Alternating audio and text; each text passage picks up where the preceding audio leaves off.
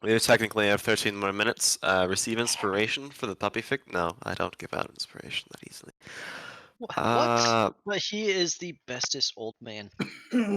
all right. I'm persuaded. Is the recording up? Awesome. We are live. Oh, I just coughed really hard into the recording. Okay.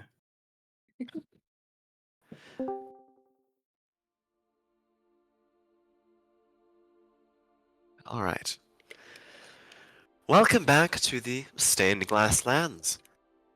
For a brief recap, the party converged at a location known as the Twin Blade Cities during the night of Ireca's Tears, following a meteor shower that took quite a literal interpretation that night, as a meteor descended and transported the six of you to a half-dimension located between the planes, the astral realm, as you now know.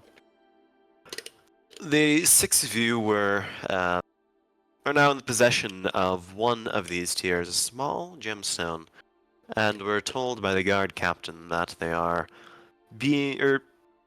items of significant renown and importance in Volpanal culture, and more importantly, of quite relevant power.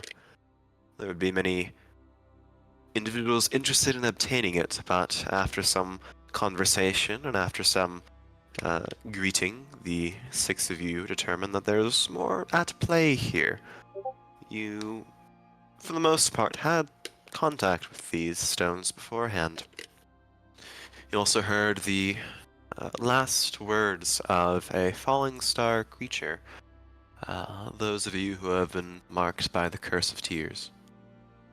In search of answers, you decided to head towards Esselheim, a town located on the highest mountain in the Stained Glass Lands, where there is the oracle by the name of Lady Eleanor that is part of the Watchers of a New Dawn, and rather the eclectic order who may know more information about these tiers, what they are, what they mean, and would be more welcoming than the Inari dynasty themselves, who consider it their birthright to own them.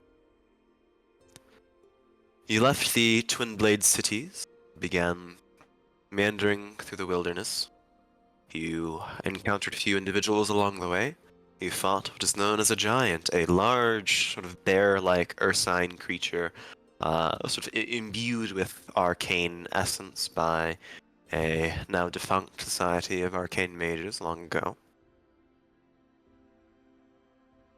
We're going to pick up today by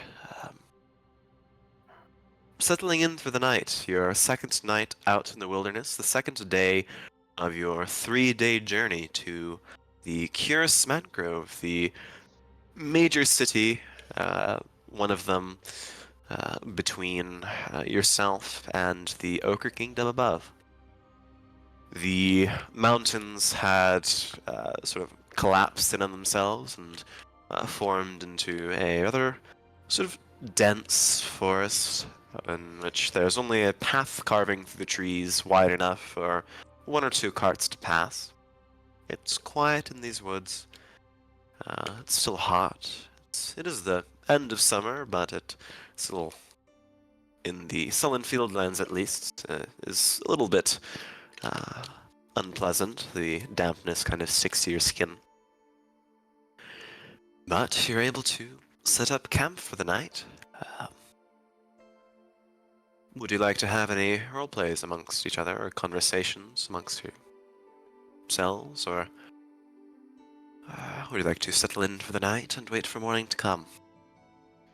Jamie's gonna go person to person, looking for paper and something to write with. He's gonna start with Leora.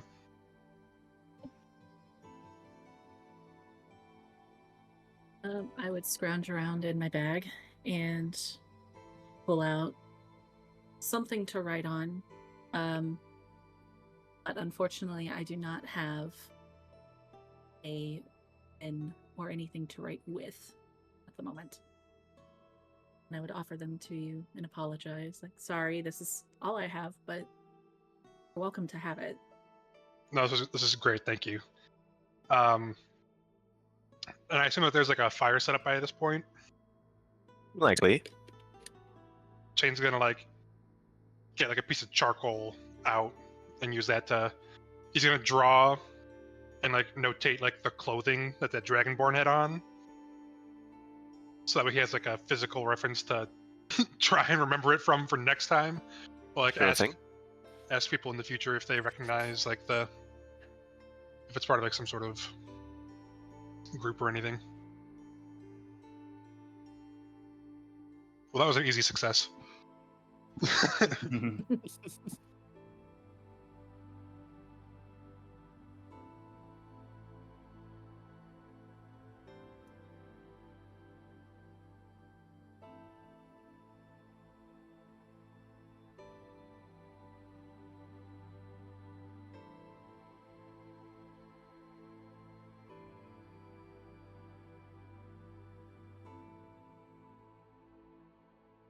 If I had time to get more information and planning, then I would have, but there really wasn't time in the moment.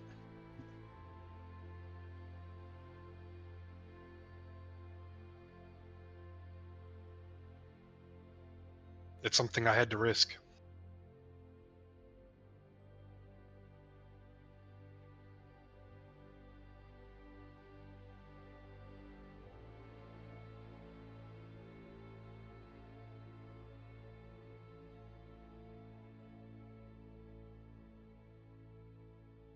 Have fun.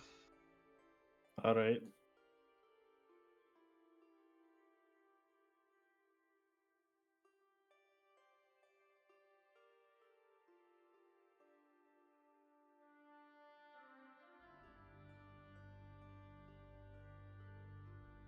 Go and roll a survival check.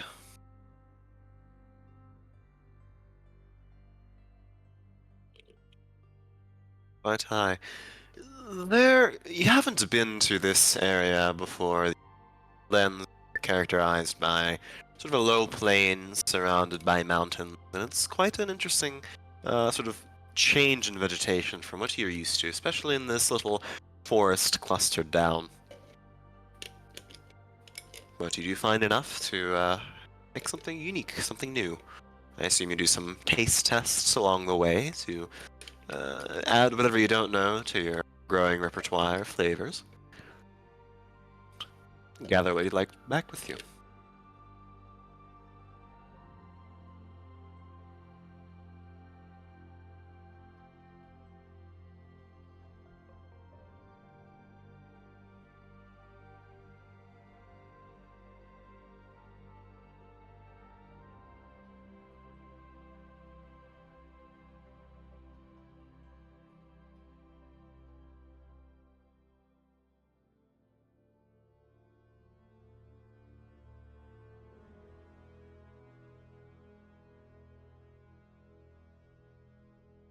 It's easy enough to start whittling away at the sort of drying flesh and carving back the fur, but it's easy enough to do.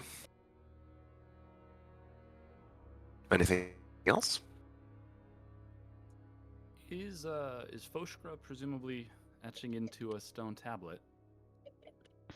Not this night. I was gonna say, Foshkra, as far as soon as camp was set up, his bedroll is as far from Fenton as possible. And satisfied with that the camp was in good order for the time being, he would be marching off into the forest, probably just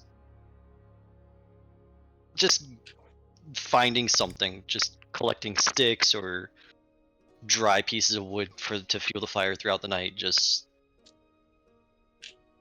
trying, just being alone, honestly. In that case, I would like to sit next to Leora by the fire.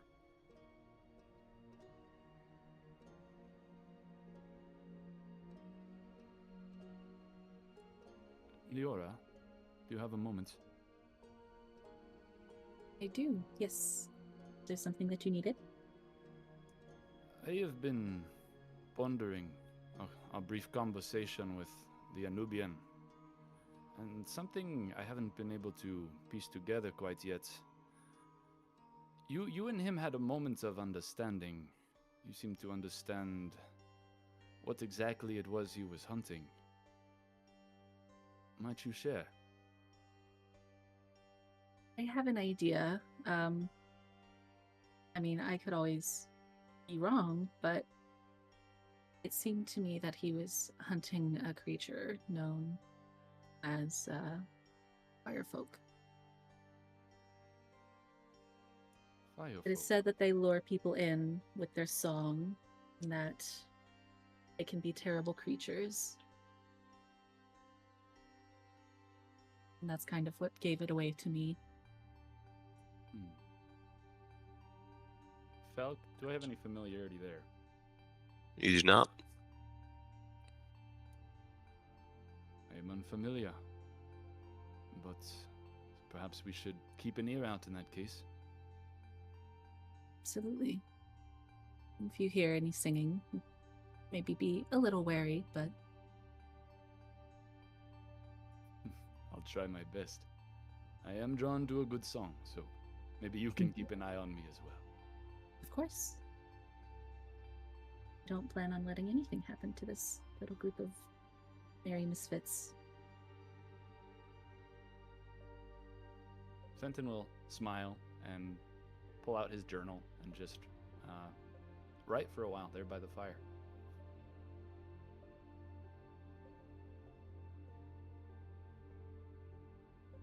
What are you writing there? The accounts of the day, mostly. Filling in the little bit of new information you have given me, but I tried to keep it all documented, lest I forget. Memories are a finicky thing, so maybe that's for the best. Indeed. I do intend to write it all out more thoroughly once the time comes, but for now, notes, and lots of them. Good. I think being able to recount things, at least through your mind's eye, will probably come in handy at some point, but it'll be nice to look back on to see how far we've come. Definitely. And hopefully how much we've learned. Yes. I think that's it for Fenton tonight. All right.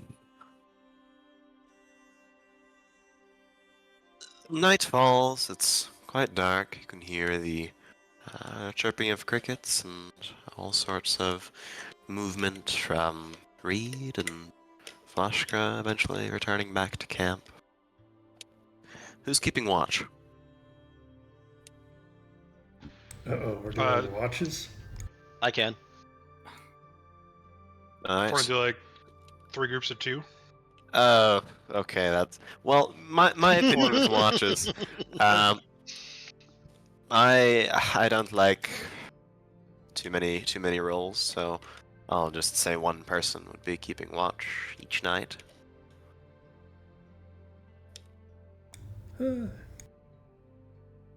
Actually, Reed is currently there, so I'd say Reed would be keeping watch. I have And a decent enough knowledge of the wilds to know when something is off, and enough consciousness to understand that I am off, and subtract that from the wilderness. then I would like you to roll a perception check, Reed. As the night goes on. 24, nothing but high rolls. Jermaine, I would like you to roll a wisdom saving throw for me, please. Oh lord. Shit. Oh no. That's a 4. Oh no. Uh-oh. Sleep Was that takes you in the night. What is it that you dream about, if anything? Does Chain dream? I think from the events of the day, his dream is just like recounting the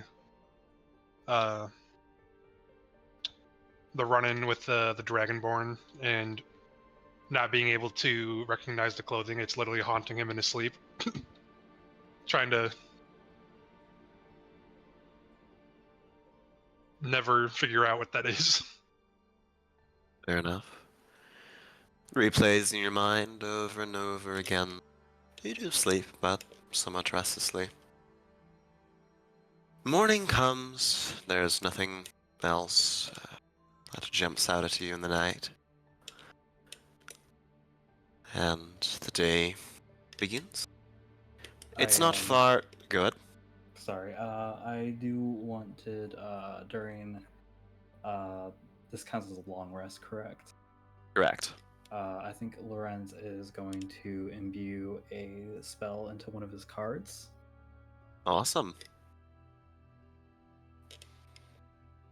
Just taking out the card set, performing some tricks, muttering words laced into the fabric of these cards. What is it going to be?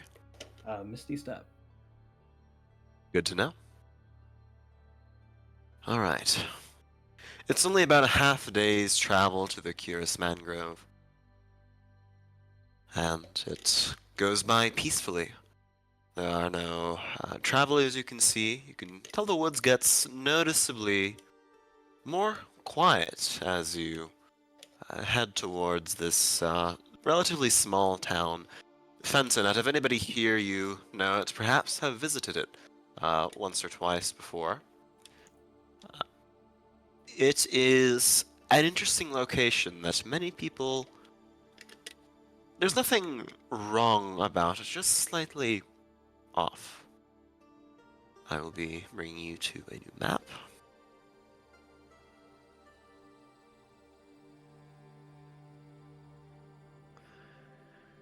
There's a slight general mist to this heavily forested area.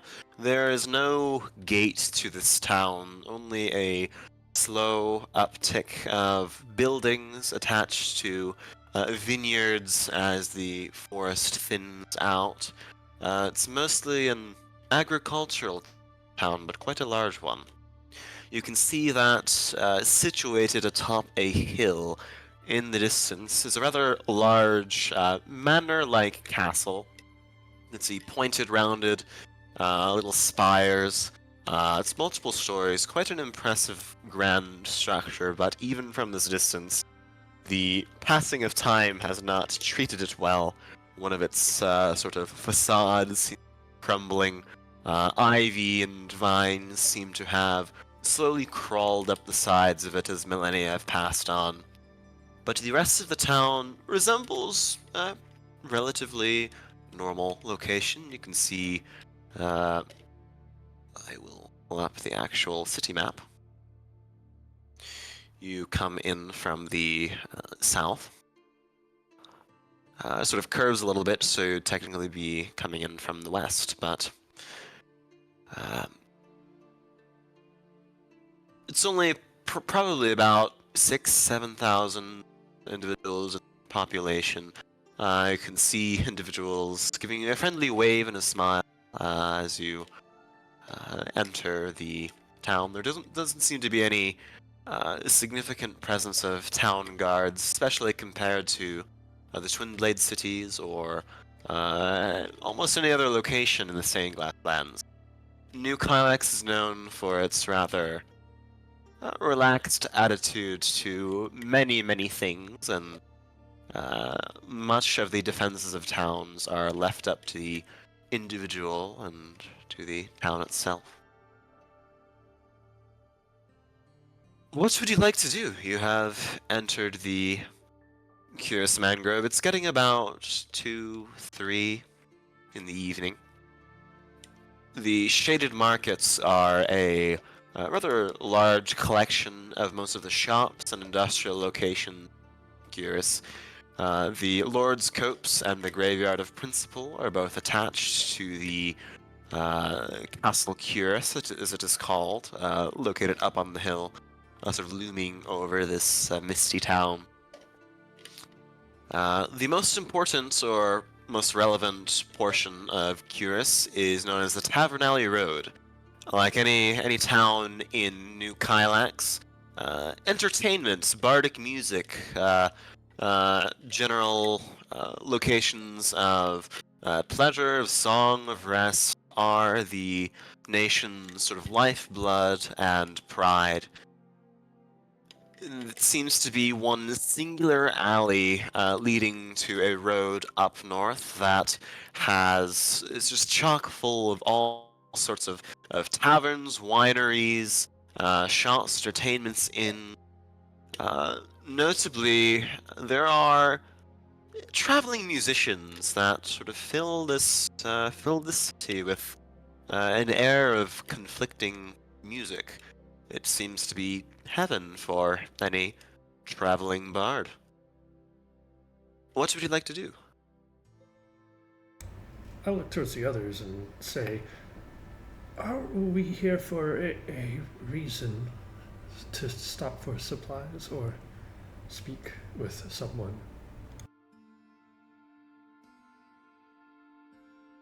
I believe we are primarily passing through, but there's certainly supplies to be gathered.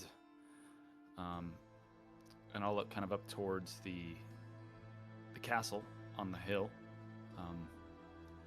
And if we choose to investigate, and I'm not saying that we should,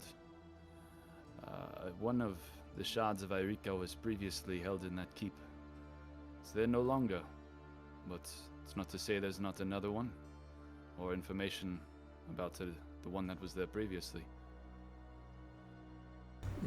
You do not know where it went. I have an idea. It is not in Curis, that is for sure. No, I was very curious about that.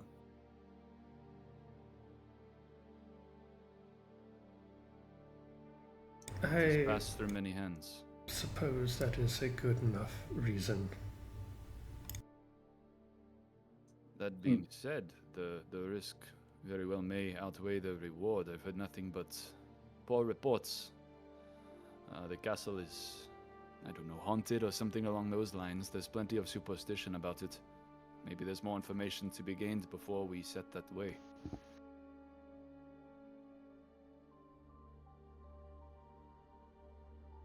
I mean, it couldn't hurt. Oh, I think it could, Lawrence. No, that's not what I meant. I mean, like, look into it. Ah, yes, indeed. We're not breaking and entering.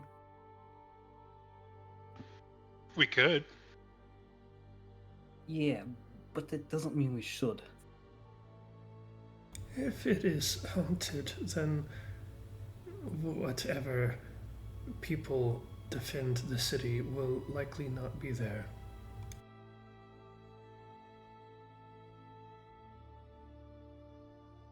I mean,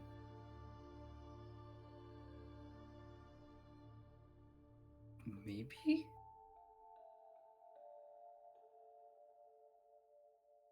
In any case, there's plenty of taverns with which to ask. I'm sure any bard would inflate the truth of the matter, but perhaps some innkeepers and the like may have some valuable information.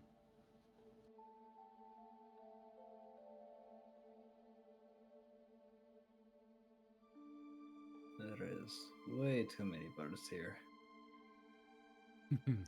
Lovely, isn't it? Music in the streets of New Kylax. Yes, it seems like a place you'd want to live in.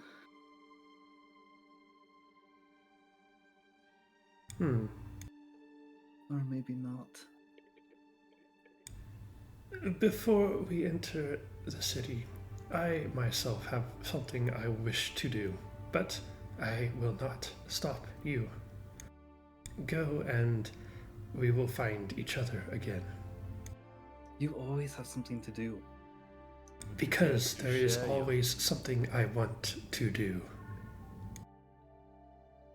Would you care to share your destination this time? We're like right outside the city, yeah? Well, kind of like outside the There commons. is no real distinction of where the Curis Mangrove starts and ends, just houses and buildings becoming further and further dispersed. There are no city walls. I want to find a space that's still like relatively open, just on the Alright. edge. And Reed is going to start setting out just like a little basic covering over the ground of like whatever's left of his bedrolls and whatnot, and is going to set up the mess kit and a campfire, and he is going to begin cooking with everything that he's scavenged on his journey so far. Fair enough. You can see Reed take out pots and pans, other sorts of paraphernalia for creating a meal, and lay it out and begin getting to work. What are the rest of you doing? I would like to head to the first tavern of any renown, if I am familiar. There are a few taverns that you know of. The three most popular for different reasons are the Grand Marchioness, a rather seedy, pretentious, poor quality, cheap one. There's a Ruby Goblet, which is somewhat more respectable, low quality. It's partnered with many of the vineyards here and essentially takes up the poor quality wines for cheap and sells it off, but it is a decent place. It's more of an inn than a tavern, but the upper end establishment unquestionably is known as the Lampshade Inn, a rather high quality, respectful, upper class one, all along the Tavern Alley Road.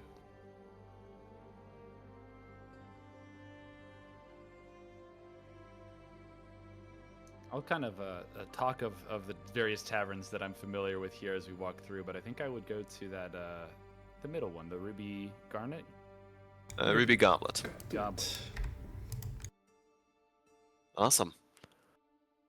You have to meander your way through Curis before you get there. You can see the rather sprawled out nature of this. It's difficult to tell if it's a rather large village or a small town, but it's easy enough to tell where most of the foot traffic is going, and it is along that one singular strip of road. The Ruby Goblet has absolutely taken its name to heart. There are ruby gemstones, fake most of them, you think, sort of embossed all over this this place's door frame instead of sort of chimes that ring when you push the door in. There are just hanging goblets that clink against one another. It smells of boxed wine in here.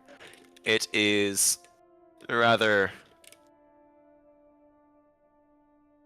I wouldn't say pretentious is the word, but it definitely knows its place as being pretentious.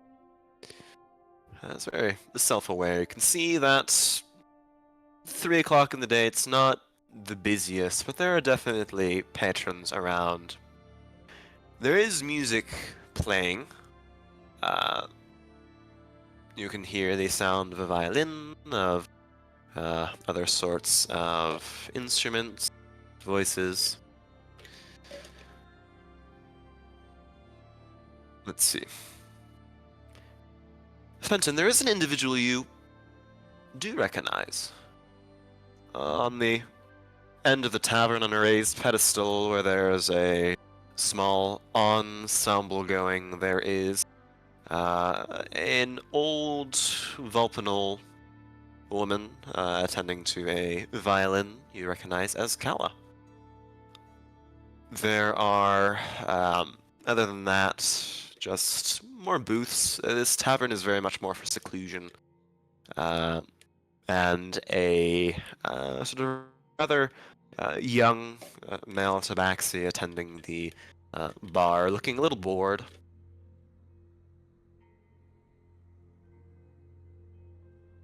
There's so much red.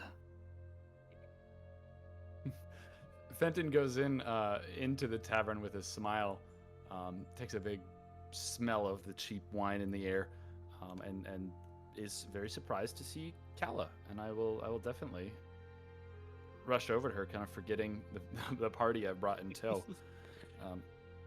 So Foshka and Reed are standing outside of the general city, and the four of the rest of you are joining Fenton. Yes. Yes. Apparently. Yes. All right. You can see sort of this aged, sort of grey-furred Vulpanal. Her eyes kind of brighten up a bit, and she looks left and right, excuses herself. Without the violin, the other individuals playing adjust their tone, adjust their music, and she excuses herself and gestures over to Fenton and says, "That's a face I didn't expect to see in a while. Fenton, how have you been?" Calla du voir. Certainly a good to see a familiar face here. Of course. I have been well. It's been a long time. How are you? Well, life has been treating me as it usually does, but I figured a change of pace would be nice. The Curis is much less exuberant and fast-paced as Obidus. So I found myself here. I would say I'm better off for it. What about you? You look all bright in the eyes and ruffled of the feathers. How's you going? Well, I haven't been to Obidis myself in, I guess it's been 2 years now. Been traveling. Are you familiar with the Keepers of Mazarim? Oh, tangentially. I mean, word gets around in Obidus, yes. Oh, don't tell me you've joined them. Your scholarship, Calla, has caught their attention on me. Yes, I Forgot have. all my lessons, have you? Not a one. Not a all? one. I see. What brings you here, of all places? Well, we're passing through on our way to Estelheim. As I say we, I kind of remember there's more behind me. And I'll gesture everyone else forward who's here. Ah, you've got friends. Nice to meet you. I am Calla Dubois, and you can see her sort of give an elegant bow for her age, but she stands right up. Friends, this is Calla. As she said, this was my tutor. She's my teacher at that. Back home. Oh, really? A pleasure to meet you, Calla. I do apologize for the rather incessant nature in which he plays. He never quite got the hang of understanding that there's value in, but I think I taught him well, at least. Certainly. It's a pleasure to listen to him play. Rain and shine. Always playing. Always speaking, always chatting. You'll have to forgive me. Your parents are doing well in Obidus. The turning of the tides has treated the old tavern well. What do you mean? The turning of the tides.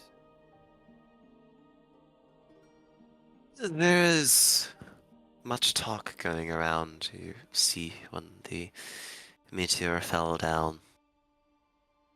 There are, as of now, a few who have come from the Inari dynasty and are trying to get as far away from it as possible. It seems that Amadeus and the dear old inheritor of the throne of the Inari had a disagreement and are ready to fight.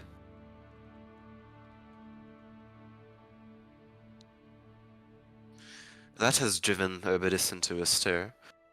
And what do people do beyond go to a tavern but drink to forget their woes? Well, I'm glad you've put a good spin on it. That is certainly concerning to be in the middle of. Don't let that bother you, though. There's a lot of talk that comes from the afraid. The fearful tend to have imaginative minds.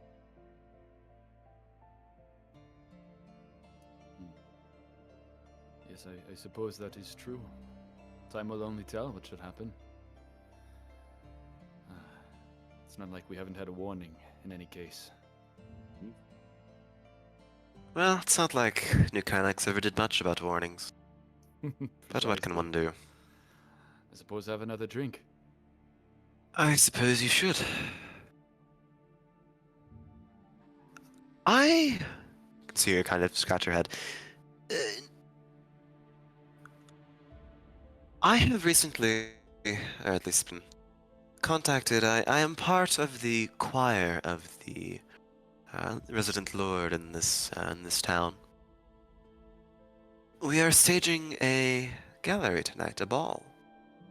Would you be interested in giving a performance? Of course, yeah. What is the nature? A celebration or just another night? Lord Sinai, Curis as he is called, rather enjoys music. That is why he invited all of these bards to his town. That's why Yeah. there's so many. Oh yes. There are quite a many of individuals who try sing their hearts out and play out their fingers, and in hope that the Lord will gift upon them jewelry or riches. That's what he does. Perhaps you'll be able to earn some gold while you're in here for the night. I would be delighted. Yes, as I mentioned, we are only passing through, but at this time of day, I doubt we'll be moving on at least until tomorrow. The timing is quite Oh. well. You're fortunate that the gallery is tonight. Well, thank you, Calla. I must warn you, though, the nature of this town is to be inside when dusk falls. They are a very superstitious bunch. The only way you can be outdoors at night is to play a song. So as long as you're humming or singing or simply musing to a tune when night falls, you will be fine. That should not be a difficult thing to do. Well, considering you, I would know. Are these superstitions, by chance, related to Castle Curis? It is difficult to tell when one ends and one begins. The castle has been there ever since the town has existed. It has been there since before the War of Principle began, and that is several centuries ago. It's passed by different lords, but all of them have been as reclusive as the last. When there's an individual in charge you rarely see, then, well, superstition and rumors fill in the rest. Is that by chance where the gallery is being hosted? The gallery is hosted inside of the castle, yes. There will be quite a number of figures there, of relative importance. He has titled the night a celebration of an incipient war. A tongue-in-cheek kind of thing, but, well, relevant nonetheless.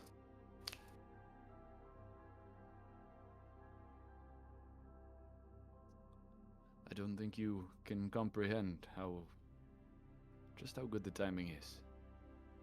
Truly a pleasure to bump into you today. And you as well. I must get back to my quartet, but turn her eyes over you, the rest of the gathered party, and kind of give a delicate wave. It's okay to tell him to shut up, you know? I've done it many times. And she Way ahead of you. she joins back up on stage. Well, if I turn to the group, if I was doubting that it was fate pulling the strings before, can you believe that? Didn't even need to ask a single stranger, and we have an invitation. Yes. Serendipitous. Fenton just has a stupid smile on his face. Chain Shane just rolls his eyes at the mention of fate again. I do have to hop out for 1 second. I have something I have to deal with, but I will be back in a minute or two. Okie dokie. This is when we get the intense roleplay out of the way before he gets back. Start yelling at each other now. Attempted murders, get them out of the way. All right, bar fight. Let's Oh go. no, this section of the recording just got corrupted. You're gonna have a bar fight without your barbarian? Just start smashing bottles. It's In okay. the name. Foshkra, you're with a knoll. I will turn this into an outdoor bar fight. It's like a family barbecue all over again. Except with Just two like people. being home. Foster's just like, just like home. See, now these people have culture. See, look, it's not an Ignon party unless there's various amounts of fighting. because Bloodshed and everyone's broken trying- bones. Not bloodshed and broken. I mean, there's gonna be some blood. There might be some broken bones, but it's not gonna be like egregious. You know, most of the damage is every- property. you know, everyone just needs to, wants to see how strong each other is, so they're gonna, figure that out. And set fire to the place. I'll turn the sands red with your blood.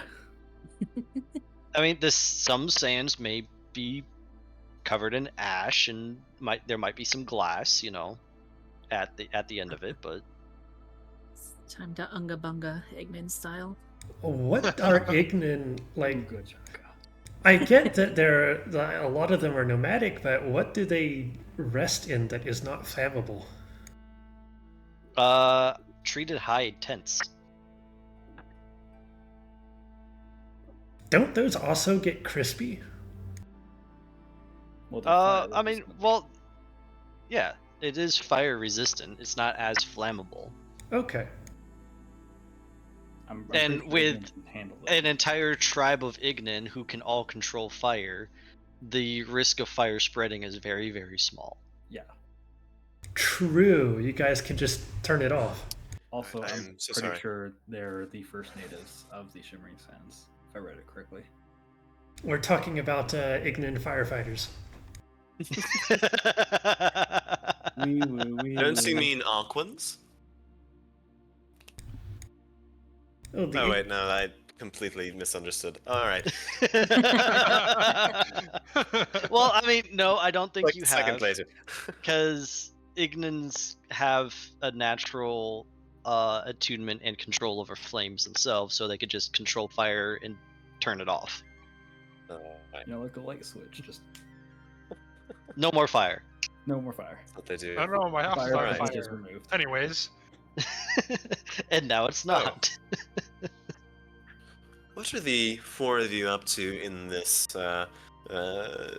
Ruby Goblet Tavern?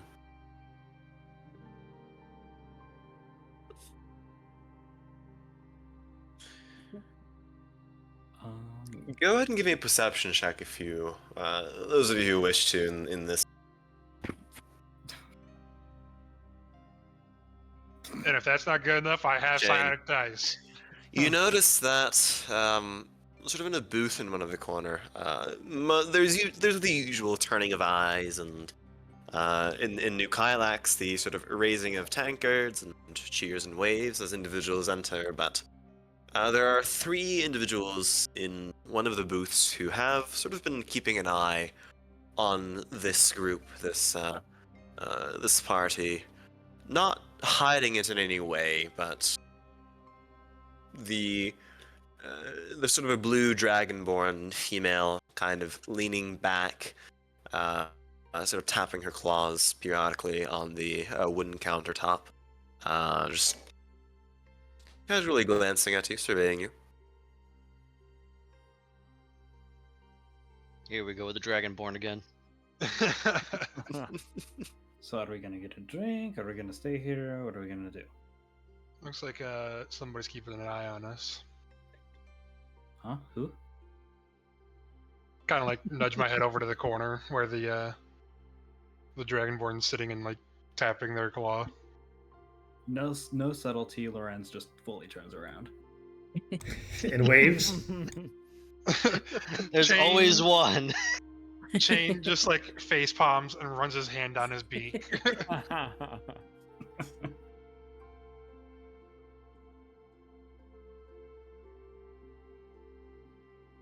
Well, Like, we I could guess let her stare at us, or we could go ask why she's staring at us.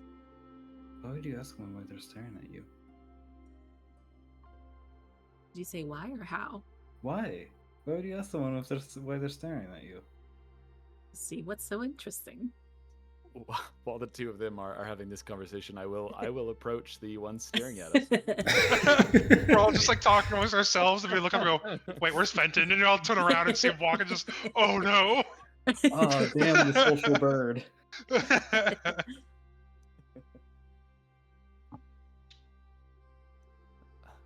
Greetings. Greetings. You're a keeper, are you not? Yes.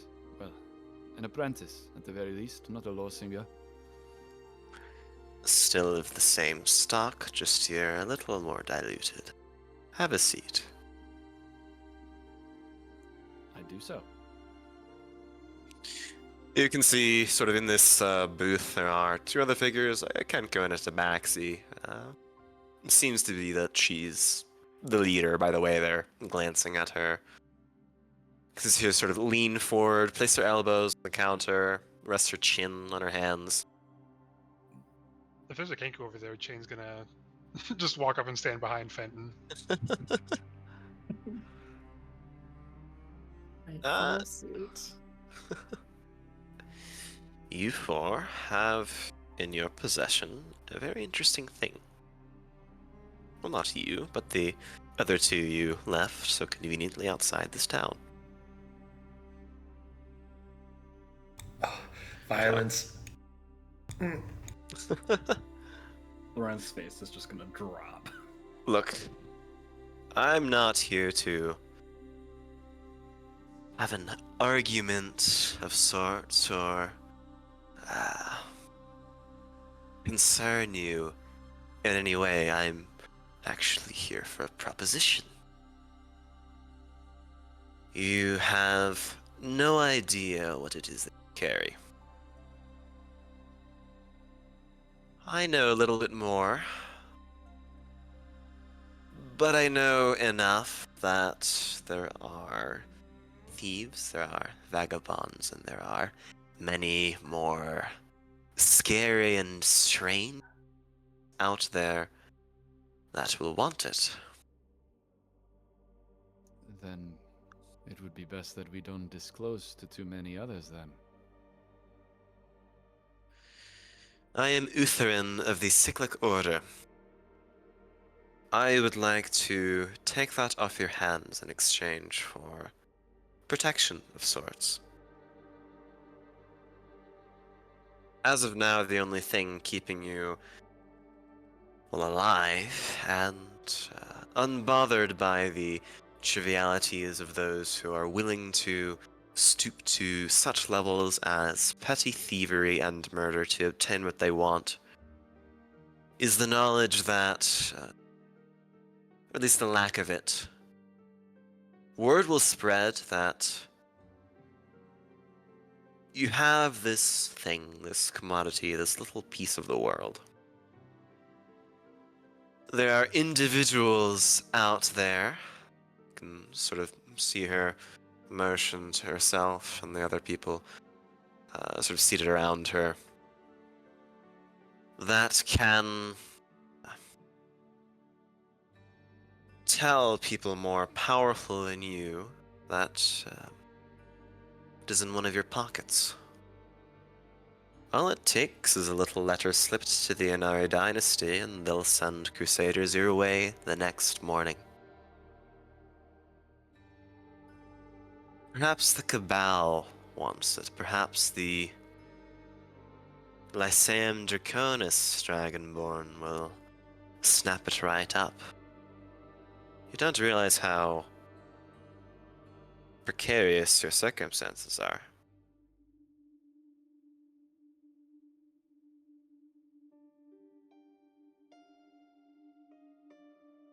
Do you? Considering the amount of bloodshed these have left in their wake throughout history, I imagine we have an idea.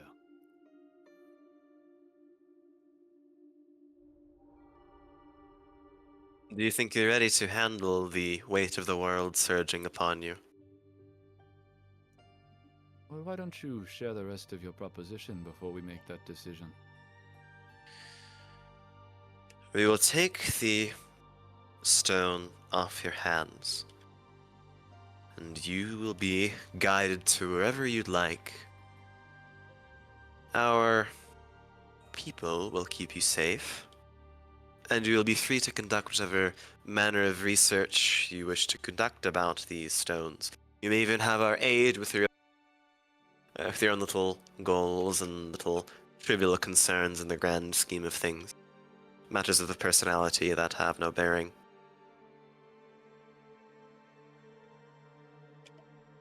And what does the Cyclic Order intend to do with this shard? Put it to better use than you will be able to. But you see, the better uses as defined by your order are highly debatable. Figures that a keeper would say that. Consider turn towards Chain, Leor, Lorenz individually.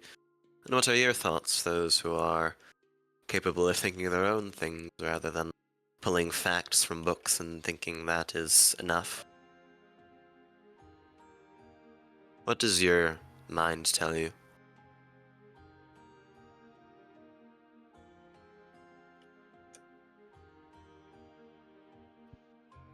I would say that Chain, as soon as they basically started as soon as he got wind that they're basically trying to blackmail almost. As poorly as it went the first time he did it, he's gonna try and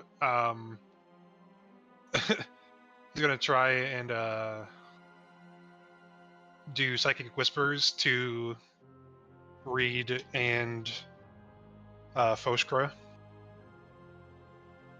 What is the range on that? I believe it's a mile. Don't you need to see the target for that?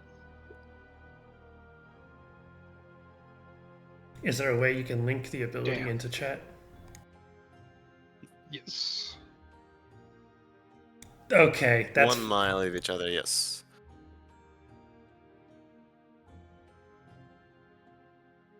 You must be able to see them, unfortunately. Damn.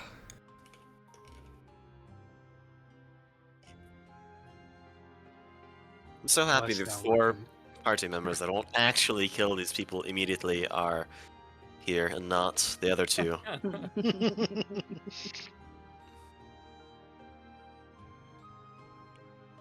Well, maybe Foshkra would have been there if he wasn't a little grumpy right now. He's a little grumpy pants.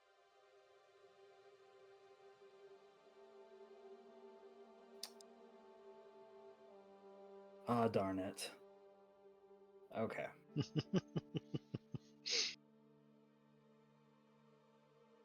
Lorenz is gonna take a step back and not really. He's more feigning that he's thinking about the proposition.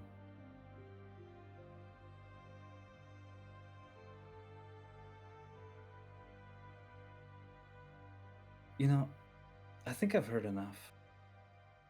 I think that you've made up your mind and I've made up mine, and that's that. I understand. Well, if one of you comes to your senses, we will be in contact. You know, Fenton, Hano is very disappointed to see you go off and become a keeper. I'm sure I could not have left that much of an impression on him. No, but he captures many things in his mind. Too many. You are just one of them. And perhaps we are birds of a feather, Hano and I. 2 different colors. Off you Yeah. go. I have nothing more to say to you. Then I'll leave you with a request. Before you run to the Cabal or to the Inari, give us a little more time on our own to see how we handle things. I'll wait however long I want. Great. Yeah, that's what I thought. Lawrence is just gonna exit. It was a pleasure. Uthin, correct? Utherin. Utherin, well, I suspect we'll be seeing you around. I'll leave as well. Leaving the tavern itself? If Lorenz did, yeah. Yep. He exited. saying, Alright. Lyra, Chain, are you following? I would kind of give a lingering look to the Dragonborn before turning around and walking out. Don't really take kindly to the thinly veiled threats, but I suppose we'll Thinly. see you around. And Chain will be the last one out, following Leora.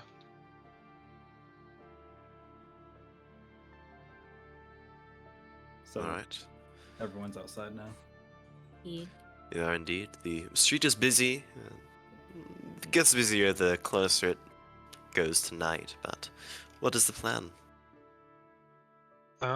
Chain is going to, like, while the group is either standing there figuring out what they want to do next or walking and talking. He's going to just kind of like keep his ears out and see if he hears any thieves' cant, basically, from Kenku, that see if there might be a chapter of the order here. Give me a perception check.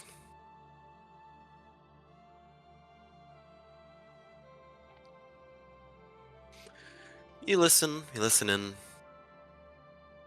There don't seem to be any sounds that you recognize as cant. It seems that there is no presence of the order here. Toshka and... Oh, go ahead. Lorenz is kind of like he has his arm crossed very tightly against his chest, and he's pacing back and forth between deciding where they're gonna go next, and he's a bit anxious but also very angry. Maybe we should just start killing Dragonborn on sight. Maybe our final solution shouldn't be killing people, but I don't appreciate the fact that they give us a choice that isn't really a choice. Suggest we find Reed and Foshkra in any case. Yes, let's go that way. And he is leading the way. He is just going. Reed and Foshkra, give me a perception check.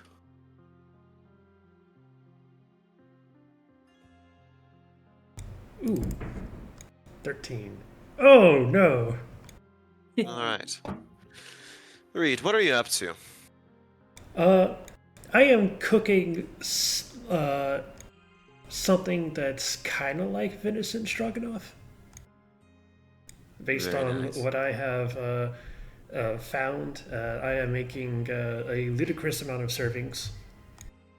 You can see there's some attention. You don't see any gnolls in this town, and many people have sort of changed their... Yeah, well, at least New Kylax is a very curious place, and there are a few people gathering around, chatting, interested. And How about you, Foshkra? Just standing around, Reed hands me like a pot or a pan or something every once in a while. They'll hold on to, and I do. Just standing near him, looking about the crowd and the town around us, and he's just doing what he was paid to do. Fair enough.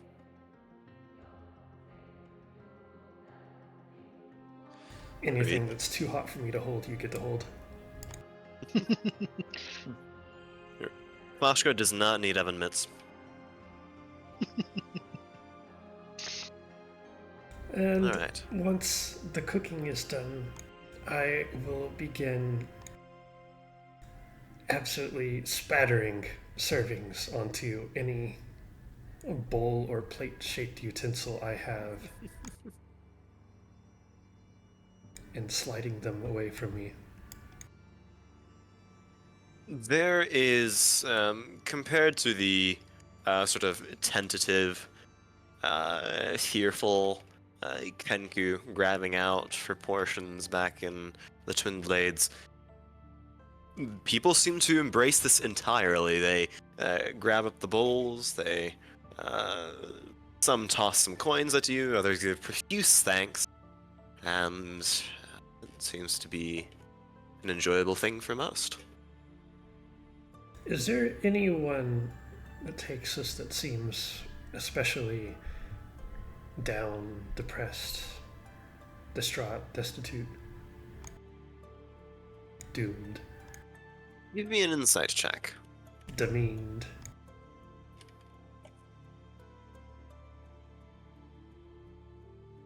Disenfranchised? There are a few individuals, not anyone in particular, but there is beneath kind of the rather outward enjoyment, celebrations, and musical nature of this town, some sort of sense of fear, of urgency. You don't see people particularly down, but you do see many who seem on edge.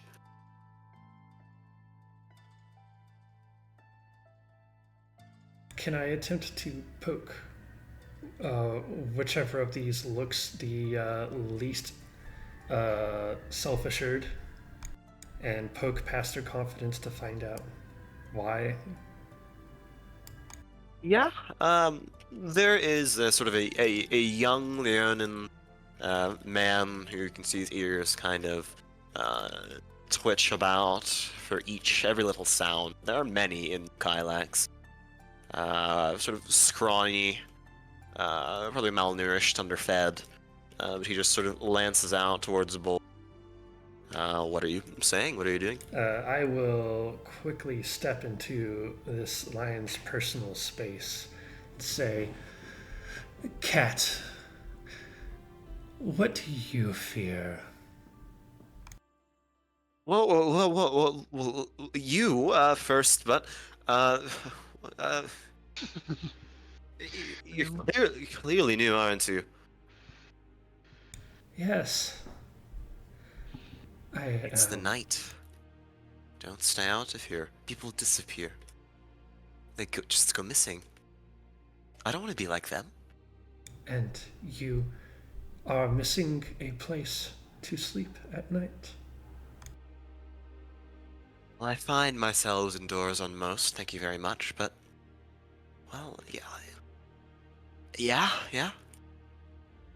These streets, they may be full now, but come the evening... Unless there's rain. If it's raining, then you're fine to sleep outside, but who wants to sleep outside?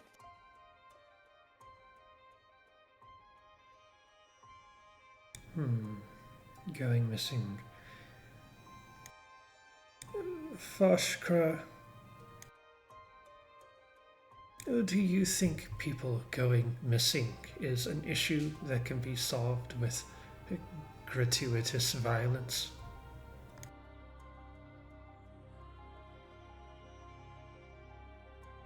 Generally, Reed, when someone goes missing, or many people are missing, there is usually a pair of hands behind it.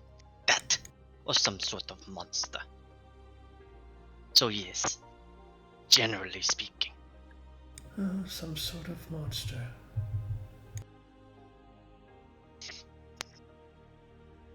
It may be as simple as a serpent under one's tent. Or something singing.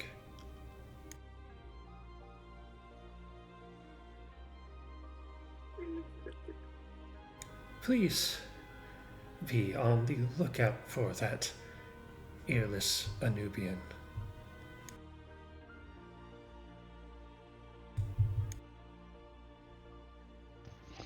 I'm sorry if you were talking to me. I didn't hear it. I was being engaged by my wife. Oh, you congratulations! It took a long time, but we're Congratulations. happy you reached that point. Congratulations, you two. Second marriage is such a beauty. Reed said, "Keep an eye out for the earless Anubian." The strange one from the road. I believe he hunts what has taken hold in this town. Yes. I want to. What's the term? Steal his kill.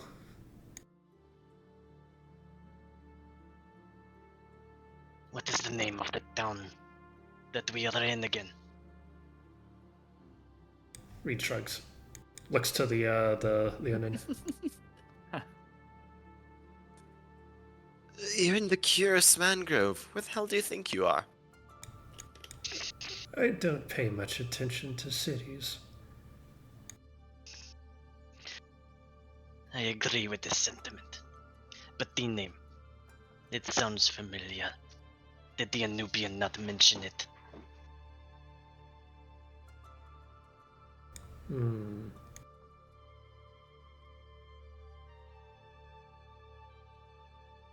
So, perhaps we should, after this, find the others, relay information, make plans.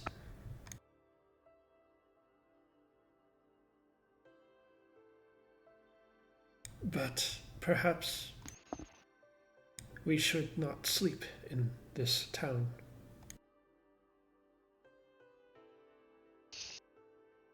I don't How like it. loud is the singing and music from where we're at? It's not originating from a single source. It's just multiple individuals, almost on every corner. Street bards playing, singing song. Did the Anubian not also mention a song for what he is hunting? We could kill them all.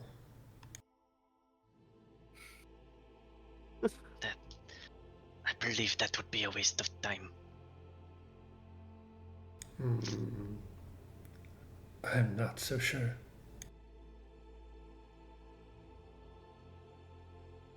So I imagine the rest of the party would catch up with us probably before all the food is gone.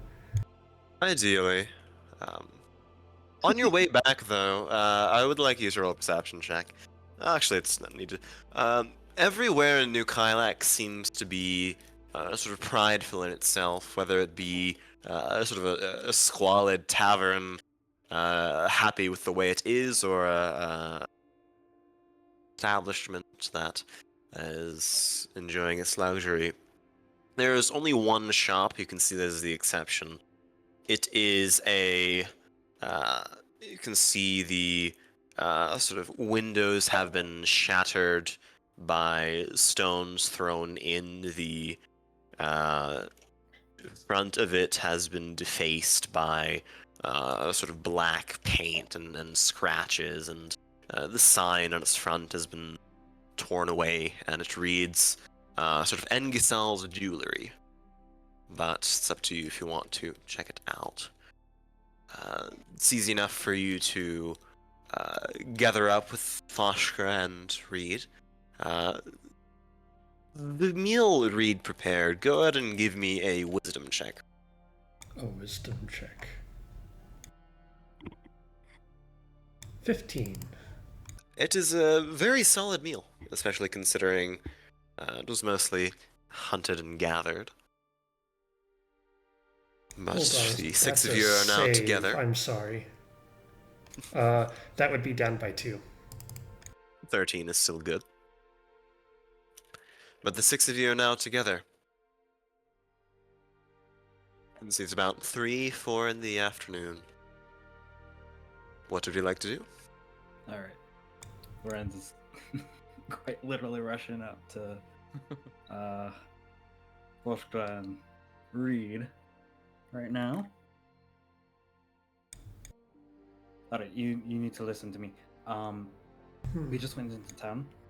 There is somebody who is asking questions about the stone. Okay. Are they still breathing?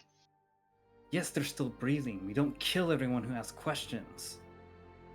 But Chains Especially is not when with they're you. surrounded by others. Exactly, they're part of a larger group. They would slaughter us if they didn't come back, I think. I don't know. Hmm. Basically, I think we're kind of fucked.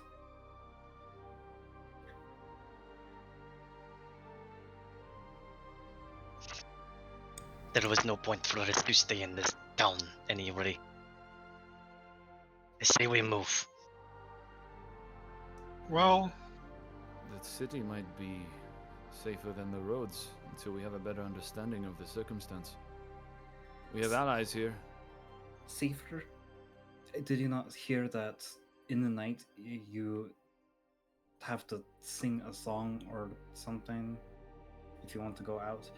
And to add on to that, don't whistle. We're in a city of bards right now. I think we'll be okay. What did that earless Anubian tell you all that you have forgotten already?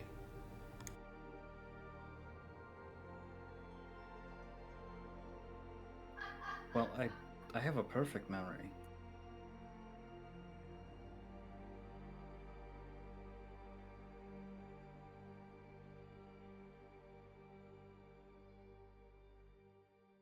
Reed raises an eyebrow.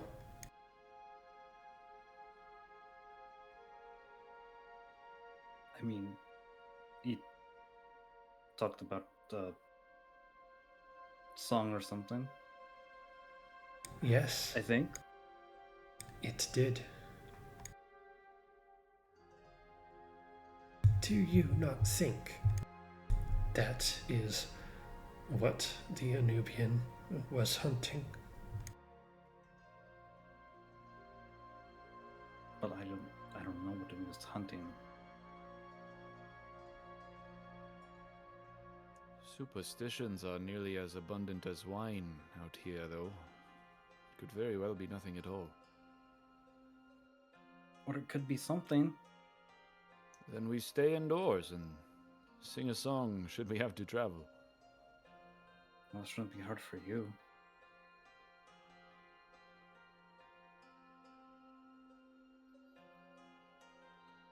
Alright, These What did you two people learn who while you were were here? asking questions, did they appear violent?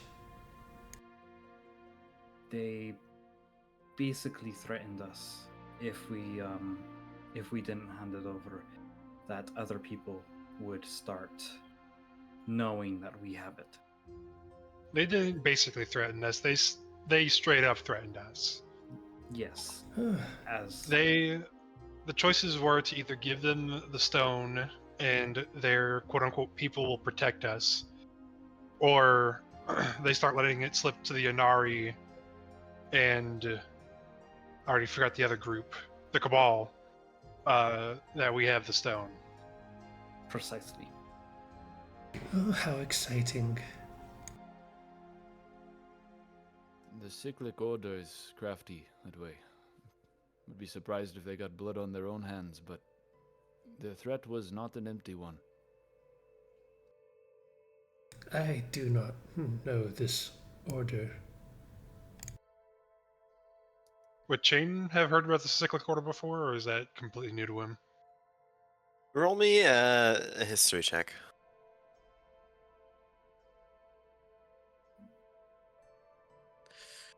You do know what the Cyclic Order is. It is a group of philosopher criminals that believe alignment itself is a cyclic ordeal. The foundation of their belief is that when the overall alignment is good, that permits the reign of chaos. And then when chaos reigns, evil will be the natural consequence. In times of evil, individuals are gravitated towards law, and law allows good to thrive again. They believe that they can predict the philosophical stance of the stained glass lands to utilize it to their advantage. That is essentially what they are. So they want to set up their own people to take advantage of Zeitgeist. Correct.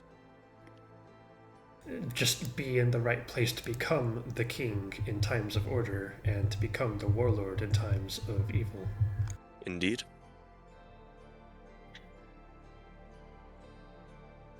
They have had dealings with you and your people, Chain. They're outwardly hostile, and they prefer against violence, but they are quite clever in many ways. You know their leader to be Kenku as well.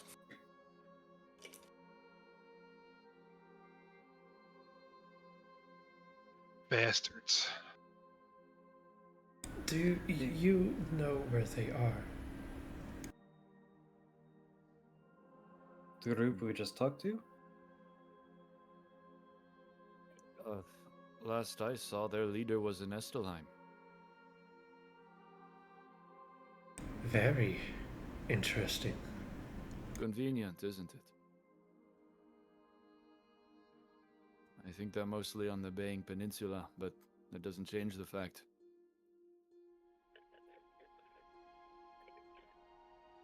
I think we need to be very careful from now on.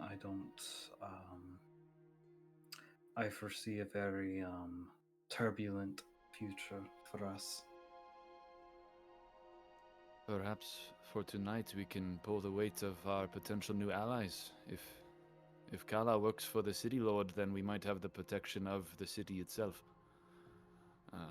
Now there's not much in the way of protection in New Kylax, but I'm sure he has a guard of some sort. Perhaps we can even spend the night in the castle.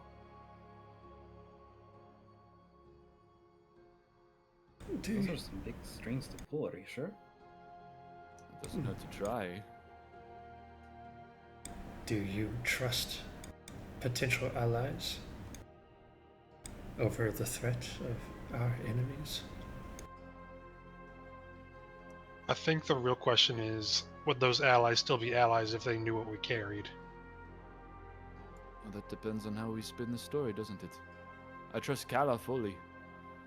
Whatever, I'm not sure what a choir member, how much authority they carry, but if she can put in even a request for us to stay, I don't know, it's worth a shot in any case. Rather that than be on our own tonight. On our own is the only thing I trust right now. I think on the way here you have all proven your ability to kill things. Thanks, that's the nicest thing anyone's ever said to me. I'm sorry. Okay. Calla also did extend an invitation to a ball at the castle tonight. Now, that might sound trivial, considering our circumstances, but there would definitely be safety in a crowd. Within castle walls. That as well. I'm sure all the guard that the city has will be there tonight as well. You'd be surprised how easily a crowd can cover something up. To guard a ball? To keep the populace from simmering over. I think times are increasingly tense in the city from what I've heard. I'm not gonna need fancy clothing for this, am I? Is this a magic ball? What do you mean by a magic ball? I am confused. A party? A gala of some kind? A party. But why is there a ball involved? Reed, this is a synonym. Ball meaning party in this context. Not a round object, not a sphere, but a party. What does cinnamon have to do with anything? Good. Yes. Very good. He is saying it's going to be a spicy party. These people are well too dressed for any sort of proper celebration. Their clothes would be ripped or burned. Either way, I am with Reed. Being surrounded by people that you do not know and cannot trust. How is that more dangerous than being out in the woods or out in the open, when you know those who are within arm's reach are those that you can depend upon, those that you know at least have a semblance of a shared goal, and any that dare approach may be considered an enemy without any confusion.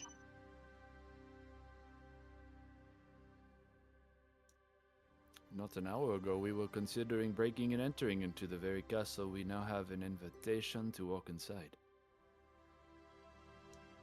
Perhaps safety is not abundant. Yes, perhaps you are right, Foshka. But I think it's worth our while anyways, to find out what we can and absorb any aid, any knowledge that we can while we're here. Well, I see that there are 2 points that are being made here. I Why agree don't we with the bird. find the middle? Find the middle ground. What is your proposed middle ground?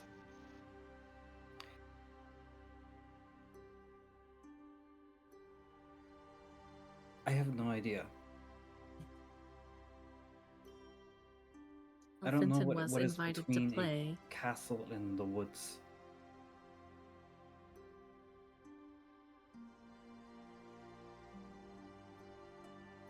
What was I your think perspective, Leora? it would bolster the ally that you have with Calla if you were to show up to play as you were invited to do. And we would keep an eye out. I think, at least on each other, we'd be able to see if anybody was scoping us out. Well, we should all I'm stick not together in suggesting that we all case. get drunk and party, but I think that there's opportunity to be found within the castle. If only for a night.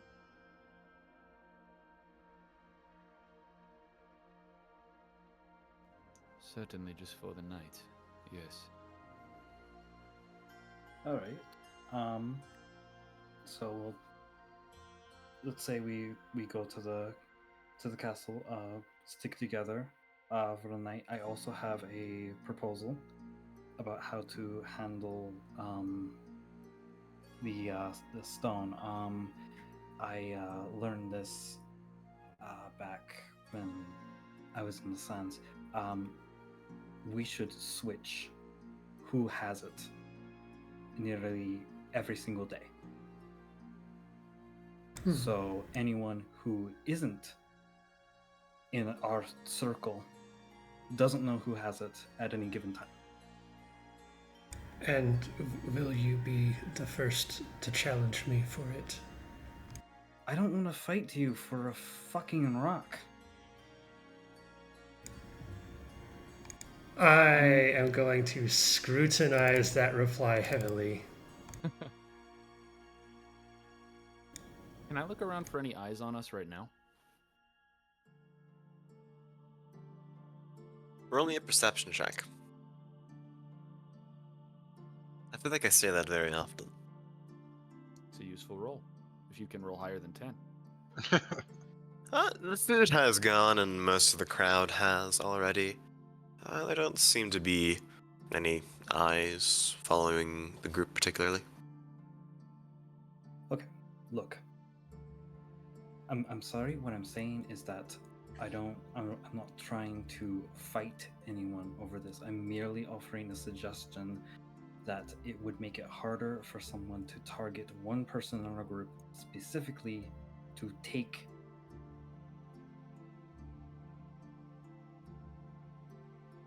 Especially with how much you wander off on your own, Reed. That is a good point. I am usually more worried about finding the rest of you dead than about my own protection.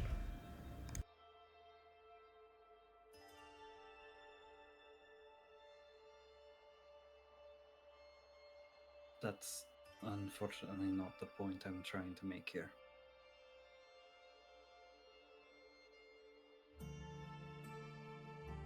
How badly do you want it? Again, not the point I'm trying to make here. I'm not saying that I Answer should the hold on. question. How badly do you want it? Do I want the stone?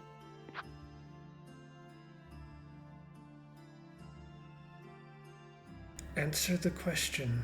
How badly do I want what? The stone. That's what I asked. And yet you still avoid an answer. Can you give me a second? Jeez. All right. I'm not particularly fond of it. Of the whole idea. This whole thing has been a nightmare from the get-go. Basically, what I know is that I really don't think that people who are trying to threaten us for it should have it. Okay? It's more or less that I don't want them to have it than us to hold on to it. Figure out whatever it is, what it's for, than to let somebody else run rampant with it and something happens and it's all our fault. I couldn't live with myself. I'm going to look at Finton next and say, is that the type of insanity it has caused in the past?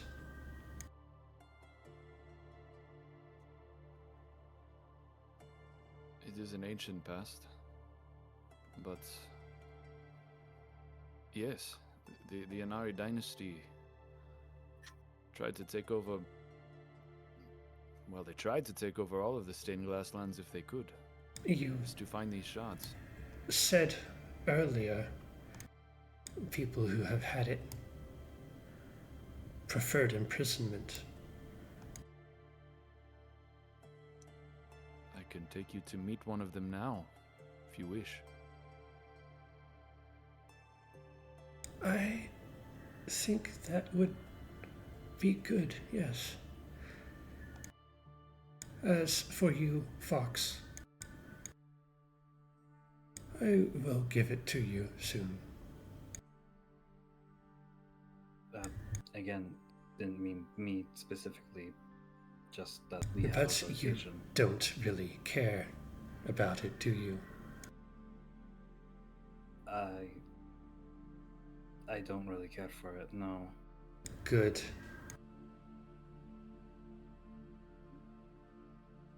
I feel like I've trapped myself in some sort of box here.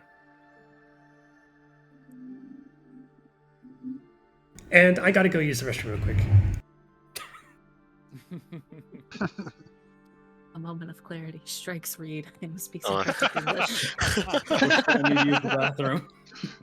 It's the only time he Alright. speaks in a perfect cadence. We can take a 5 minutes break on that note, and then pick it up at whatever it is preceding 22 o'clock. Love it. Okay. I hate the fact that since Lorenz doesn't really want to hold on to it, he gets to be the one to hold on to it. I love the complete misunderstanding between the two of you. Absolutely. Oh, it's beautiful. This has been our first full group conversation. Yeah. I'm so loving it. proud of us. Yes. Communication. It only took 3 Hey. sessions. Cinnamon. That was a very funny one. I loved that one. I was dying. Look, I have to showcase his intelligence somehow. Yeah. We just needed some time to warm up to each other. Well, if that's the We word need- for it. If you need warming up. Foshka is Yeah. absolutely very warm. Yes, famous for Ignan hugs. Do not There's light a- the foxes on fire. Foshka's body temperature is a function that correlates with how close Fenton is to him at any given time. At the Aw. current moment. At the current moment. There will be more.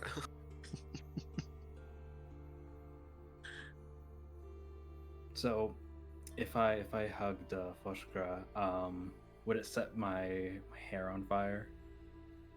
Mm. If it was just an actual hug, no. You'd get toasty. Toasty. You start to smell burning hair. But no if fire. it is, if it's an angry hug, then yeah, Wouldn't that be called? it a wouldn't be grapple? just your hair on fire.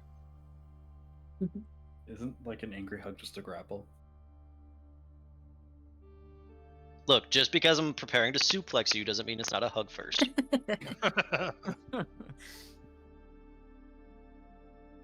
So where exactly on the map are we right now? Does anybody I think we're like know? I think we are this on- area. Oh, I thought we were came on in from this the one. west. Yeah, I thought we were on the Oh. this thing right here. I don't know why I think keep we did fucking come getting- in from the southeast, I believe, traveling westward. I am back. Yeah, but then Fell said that the way we entered was from the west because we approached from the south. Because the So road we would be kinda entering the curved. city from the west. Welcome back. Yes. Hi. Hello. Hello, welcome back. I leave, and as I go to use the restroom, my headphone is just like laughs. Oh yeah.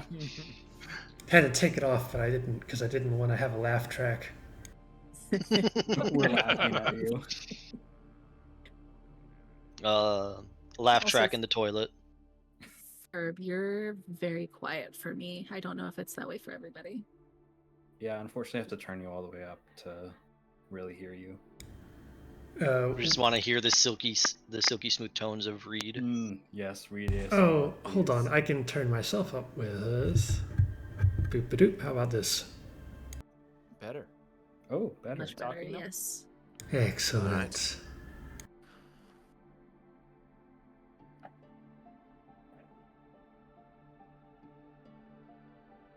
We joked that Reed had a moment of clarity that he needed to go to the bathroom. Your cadence went from pausing after every other word to perfect English. There are so many jokes I can make about that average hyena character. Look, I have to render each word in Blender before it flies out of my mouth. That explains a lot, actually. You just hear the CPU fans going at Mach speed inside Reed's head. So it's not an SSD, it's a hard disk drive, so it has that click click click Oh, sound. the clicky. Alright.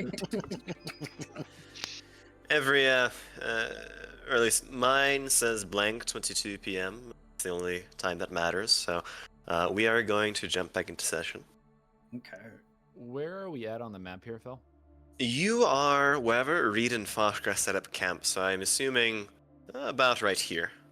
This way. Oh, Oh, okay. Yeah. Oh. we're all wrong.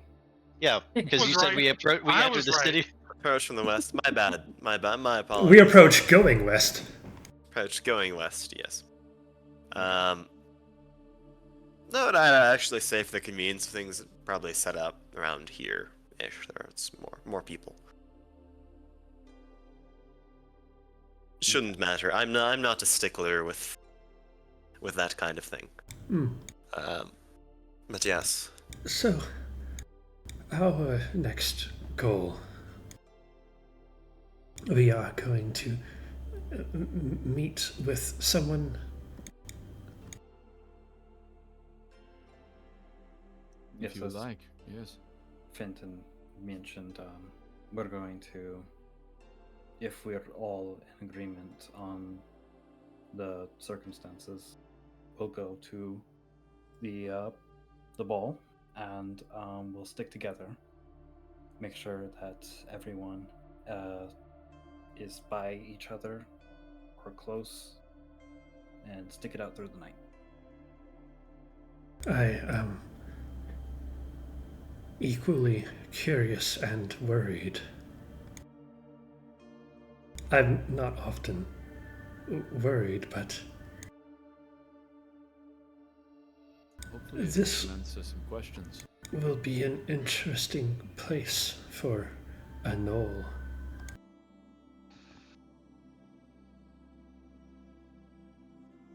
You I think it'll be certainly an do stick interesting out. place for a good portion of us.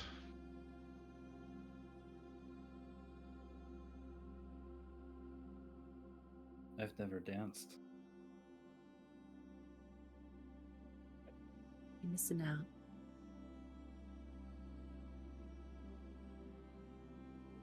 Well, it's not like I didn't dance because I chose not to dance. Just never had the time or was allowed to. Well, I don't know about time, but definitely allowed to here. Or view that you might be expected to. I suggest saving it for the party. I want to see the attempt.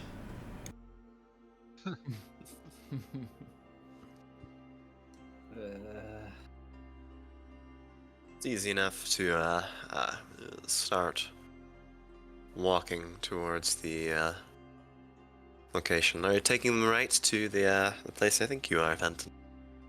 Yes, I would like to go to Engesal's jewelry shop.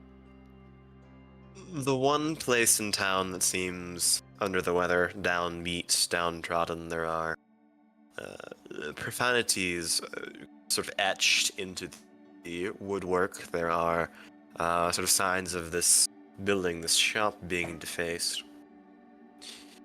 The door swings open. You can see one of the hinges has been popped off. And inside you see sort of relatively well-kept glass casing of a sort of white silken fabric that used to hold all manner of kinds, rings, necklaces, of bracelets, of precious gemstones of many different kinds.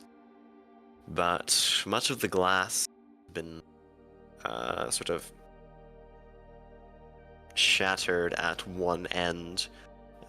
You can see there's a state of disarray inside.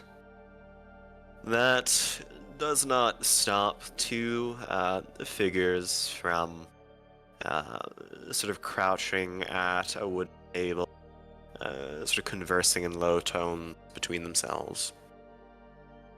Fenton, you recognize one, a black dragonborn. See the sort of horns that curve around, kind of like the horns to a goat, kind of parallel with the chin. You can see the sort of hunchbacked frame of a rather old-looking dragonborn. The most distinct feature you can see is that the wrists and ankles of this creature are chained to a contraption that sort of runs along a sort of mechanism that slides and moves. It seems like this dragonborn is sort of chained within this shop, but able to move around slightly. You can see there are sort of cataracted, dull, blurry eyes. One of its claws wrapped around a mug of something that smells vaguely like tea. The other one is also a black dragonborn, sort of tall, thin as a whip, male, hunched, sloping shoulders, a thin tail that kind of rattles across the ground.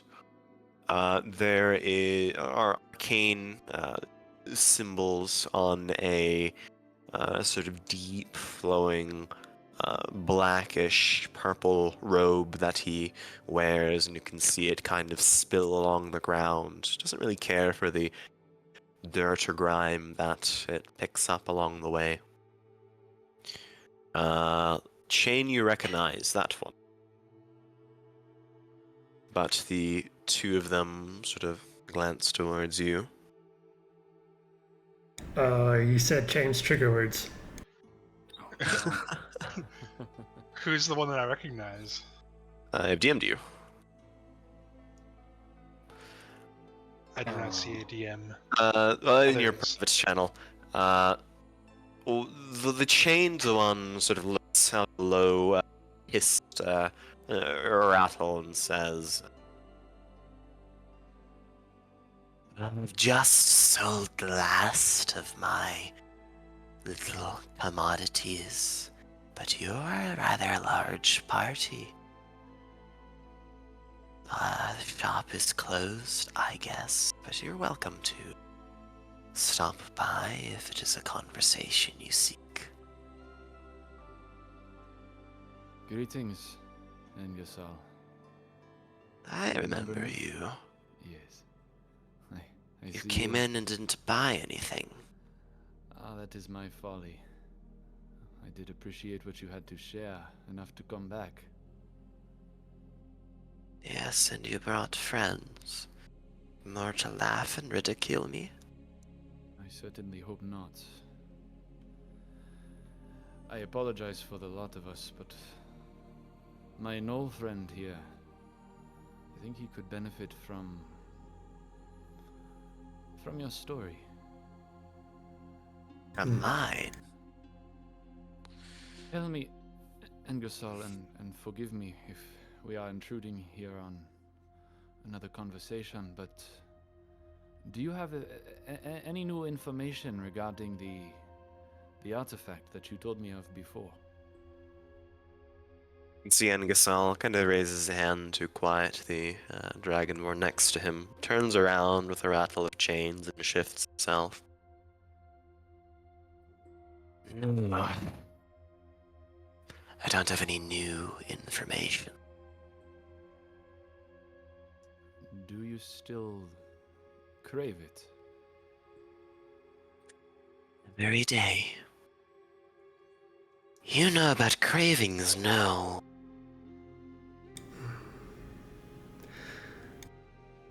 Would you kill for it? Why do you think I've bound myself here? Years ago, well... What color are my scales?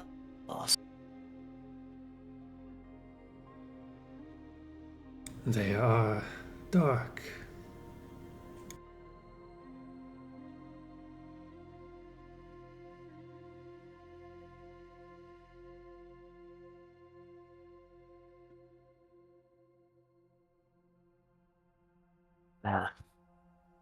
They used to be bright. Time has shown only a few dragonborn capable of a mutation, this artificial change in their color of scales. There was a time at one point. Oh, my apologies, Reed. Mm-hmm. Very, very personal conversation there. Got really close. Okay. I was cutting out again, and I tried to take a radical approach, but he says, "The cadence of the world does not care for individual wrinkles; they must be smoothed out. When I saw a thief running from the Curis castle,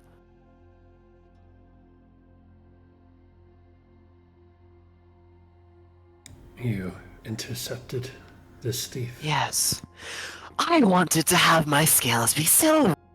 I wanted to be good. I wanted to be just. That is what I thought I was.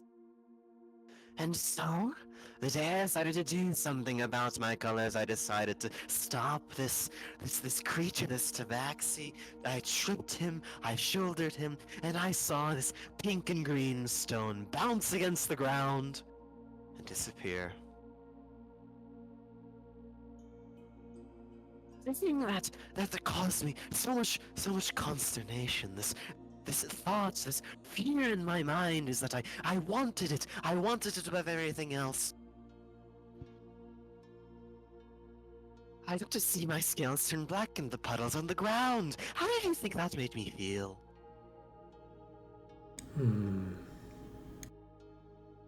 All in one evening.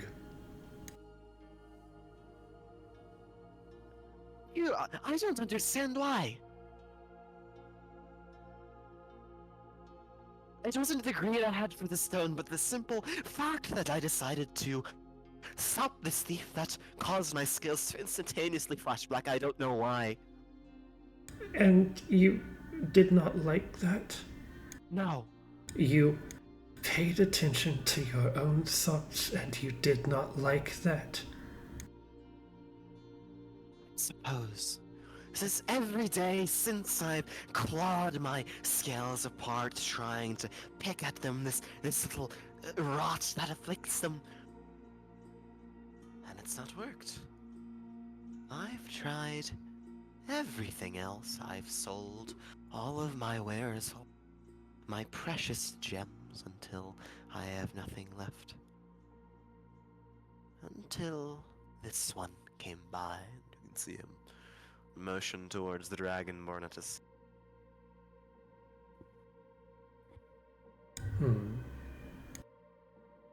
I don't think you care about that. Nobody cares for us. You can see what they did to my shop. They knew who I was. But as soon as I changed, apparently it was okay for the city individuals here, the children, to throw rocks through my windows. It is okay for people to spit on me as I walk through the streets. And the thing that caused me to hate myself was that I still wanted that stone. I still wanted that pink and green little gem, that little thing I crave. So I suppose that is all.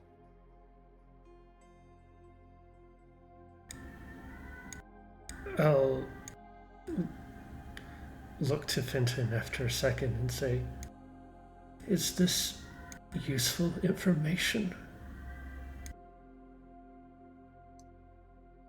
I believe it may be.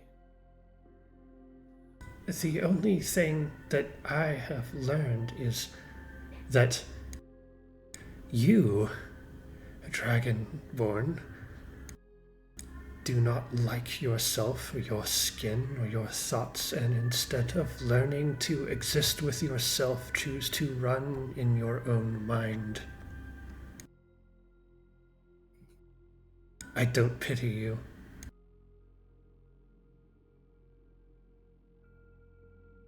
But I do wish that you would let yourself go free and leave.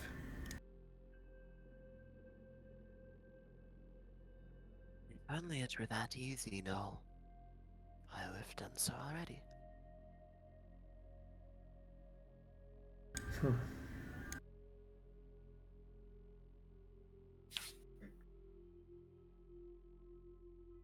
The other Dragonborn speaks up, and you can sort of hear his deeper voice. Very much more well-spoken, very clearly an educated individual, an arcanist of some sorts, but he says, it is a funny thing when a jeweler decides to pay for your services and that which he provides.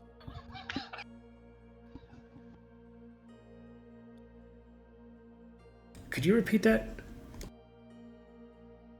It is a funny thing when a jeweler decides to pay you in that which he provides. Engesal has given me the last of his collection to alchemically turn his scales gold. Many historians have tried for years to turn lead into it, but well, scales are a less complex metal. Any progress? I require payment before I complete my services, but it will be done. How will you remove the thoughts from his head? The thoughts began when his scales turned black. I intend to solve the cause before the symptoms are addressed.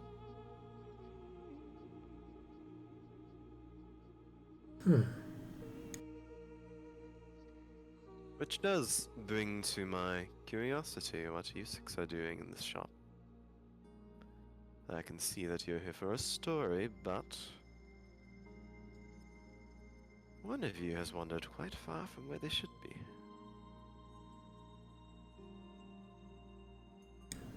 My preference is to leave this city and continue traveling, but not alone. So I'm shackled with these. Engesal, do you see these things as connected? Your scales shifting hues, perhaps as a result of drawing the ire of Cerberus, but the stone, the fact that you still desire to possess the very thing that corrupted your scales in the first place, the object of your demise, I am left to assume that the magic that changed your scales is in no way connected to the magic that draws you to the stone. Is it not enough that I've ended my own life by choosing one of isolation? I have forbidden myself from thinking of those thoughts by preventing any access to pursue them. Is that not enough? Prisoners have been jailed for less.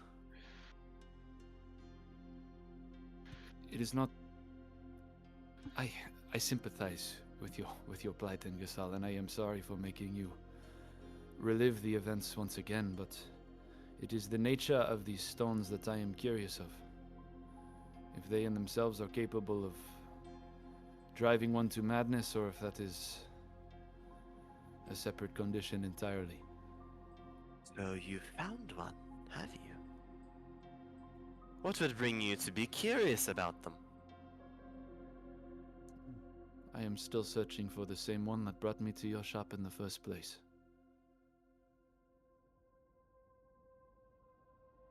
Doesn't that make two of us?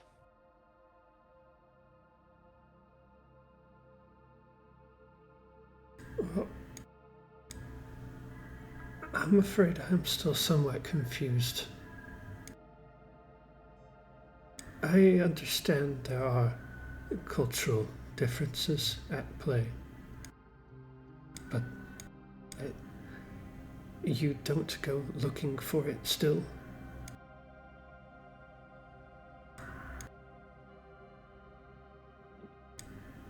I really do not understand why you are so scared of what is very obviously your future.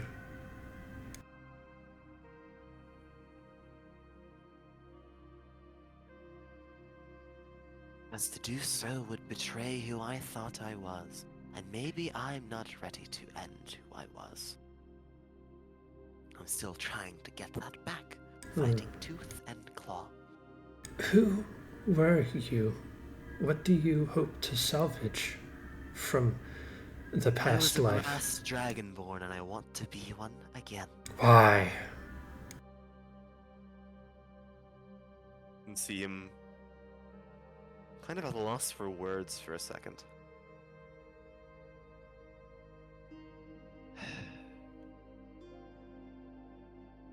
Yes, that was who I am. That's who I am. That's who I want to be. I don't have to explain that to you. I would save your money on this one. No, This guy isn't going to help you. No, Chain, don't be crass. I actually don't think Yeah, he would that know was- Chain's name. He wouldn't know Chain's name. Oh, fair enough. Now, little Kenku, don't be so crass. You weren't successful in any of your other trials. There have been challenges in some of them. The more prototypical experiments are often tests of failure, of which I'm sure you know. And what, you've succeeded in turning another Dragonborn scales before? There are individuals who are willing to sacrifice much in the way of chance to scrabble at the possibility of success. When all else fails, some chance is often better than no chance. Some things are better left as they are. Some things aren't. It seems you've come to a disagreement. Maybe you've learned just a bit. Maybe you've come to be a bit appreciative.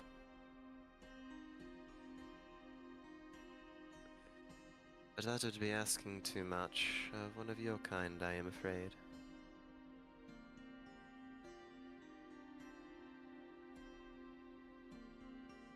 if I were to break your chains, do you think you would stay in the shop, or would you leave? Look through the streets.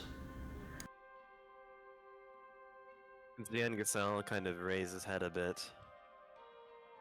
I don't know what I would do. I know what I would want to do.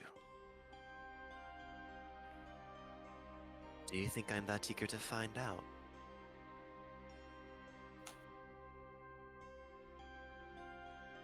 You're even more of a nervous wreck than our foxes. I don't think I have anything more I can learn here.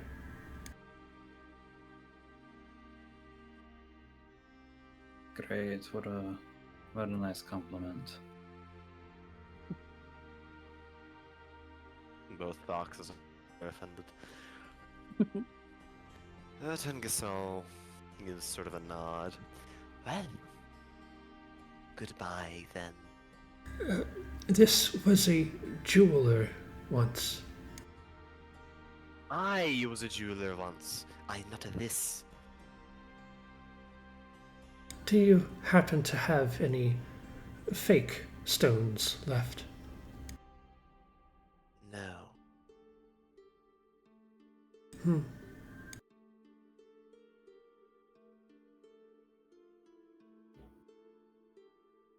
I will restrain myself from checking underneath your pillow. Goodbye. I don't know what he means by that. And then Lorenz is going to follow him out. The other Black Dragonborn is going, just say, if I can have a moment with you, Arakokra.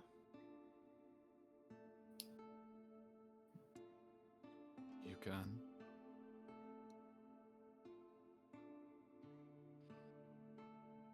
Shane is going to do psychic whispers with Fenton before leaving the shop and tell him, be careful with that one. Don't be so quick to believe a word that comes out of his mouth.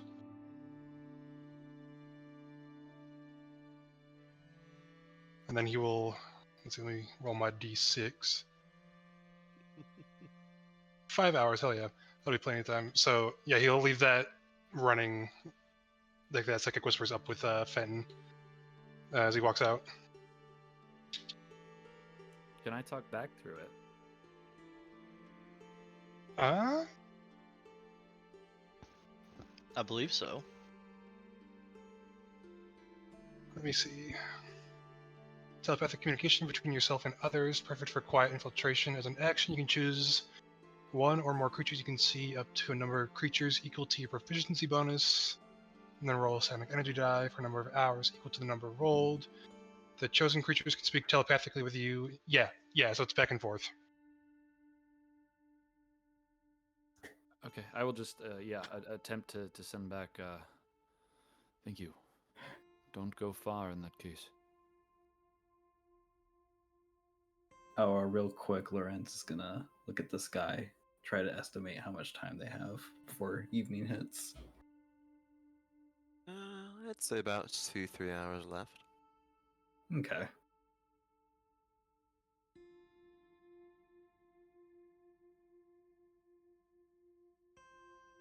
Arakaka, what is your name? Fenton. Fenton Tenobo. Fenton. You are of an inquisitive mind. I would agree. How long have you been traveling with that kenku of yours? Not long now. Not long at all.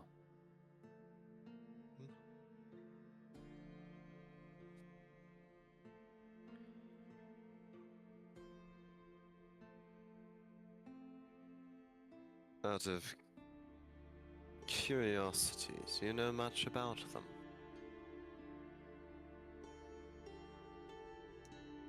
No. No, regrettably little at the time.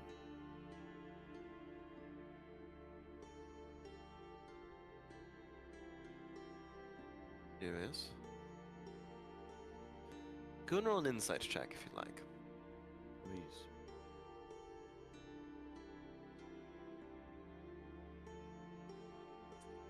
You can see he's barely talking with you. He's more musing over himself, and his eyes aren't meeting yours. They're kind of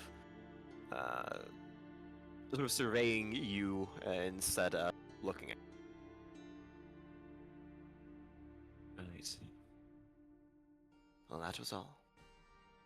Goodbye. Well, no, you can't leave me on that. Why do you ask? I take it you know the kenku? More than he knows himself, yes. That is... that is incredibly vague. Powerful perhaps, but if you have information to share, I implore you to do so.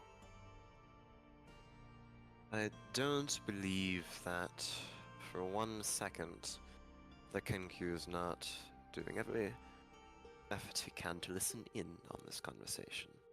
And I do not wish to have it with you around. Or with him around, pardon me. If you would like, you are welcome to meet me in my room at the Lampshade Inn. Ask for Oxlitni. That would be me. There's much that I believe you and I have to discuss about the nature of the twin gods themselves. In I that would be case, curious to hear your perspective.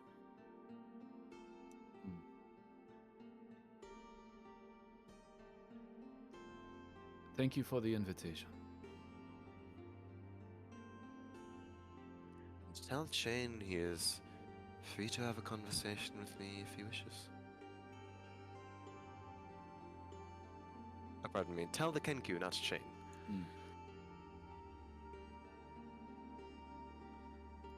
I will. I have work to get done. Engesal, be sure you know what you're getting into. I have no suggestions beyond that, I suppose. But thank you once again. And this time I will leave 2 gold on his table. Yeah, you can see Engesal swipe them up and sort of hold them close to his palms and to his chest and kind of, like reverently take them. Doesn't bother with the response. And I will nod and turn and leave. The door to this shop swings closed, leaving you all outside. Can I just take a moment to interject here? Yes. What a vibrantly depressing town.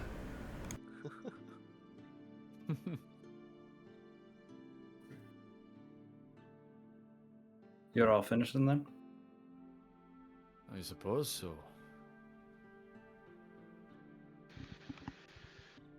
That was a depressing sight.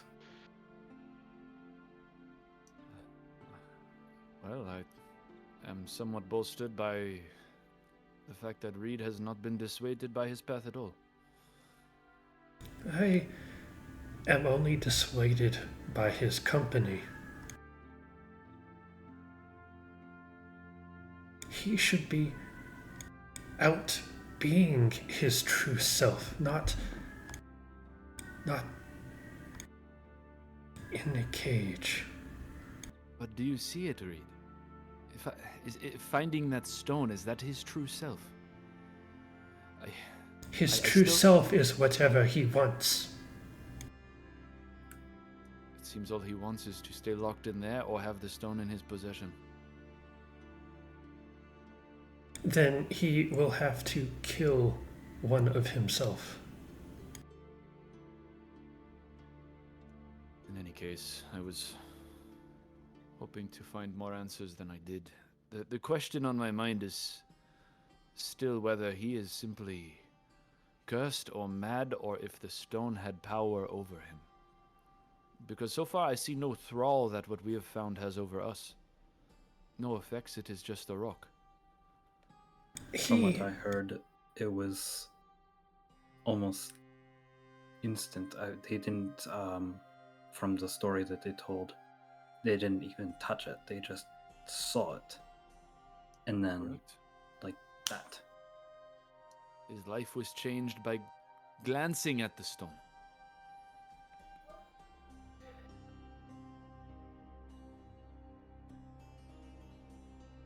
In any case, Reed, do you feel any different? I always feel a little bit different, but you reference a greed that I do not know. Well, at least there's that. perhaps it is unique to this one shard, or perhaps it is something that the 6 of us are immune to. Though I am disinclined to share for one reason, and that is simply because I feel it would be terrible if one of you were to lose it, because I do not think I would be able to forgive. At least with myself, I can bide time for that.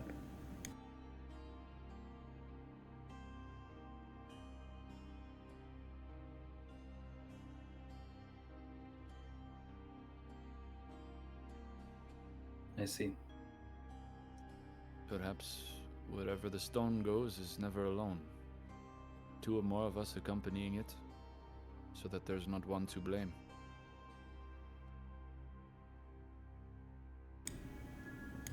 You take This a is lot a of sound idea. pride in your role as a mediator.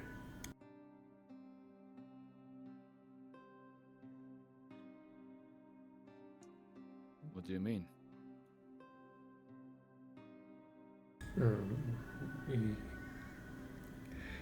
You are. I can't think of the right words for it. How long until the lizard tries to kill me again?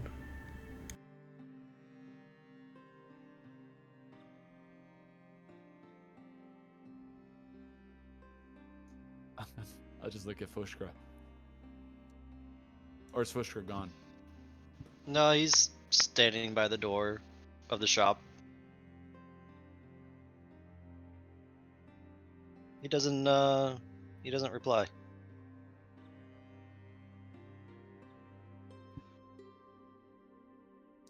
Time will tell.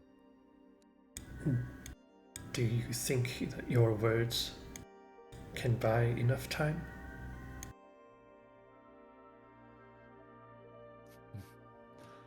Well, I certainly hope so.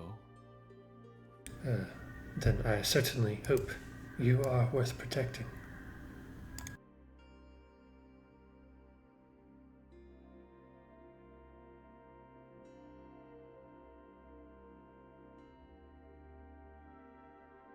Now, I agree with your idea of multiple people staying where it is.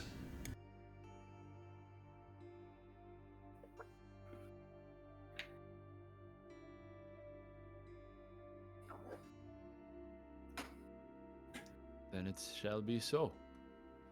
Would, But prevent any of us being either targets.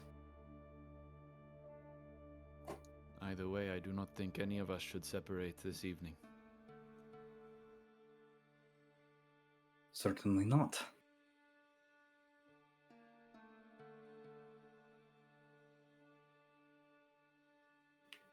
Well, Especially what's been said. I have accomplished everything I sought to do in this city. I will remain with you.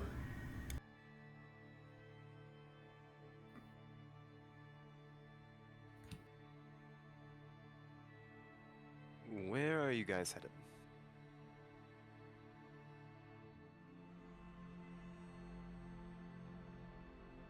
What's the plan? There's a party, is there not? When does the party start? Sundown. Which is, what, like 2 hours away? Around. Give or take. Perhaps in the meantime, we just want to restock or see if there's anything else in town that we could use going forward. Bird, you are good with words. I have a favor to ask. Yes.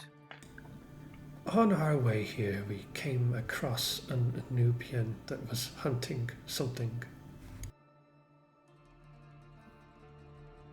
How would you find them?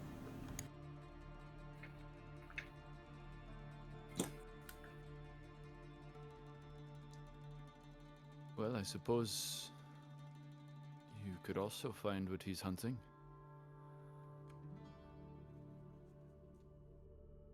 If your suspicions from before are correct, then it is the thing that comes out at night. Yes.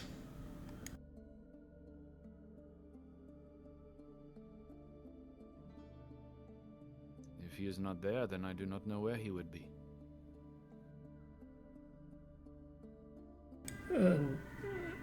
A Nubian hunter without ears is a very obvious sight.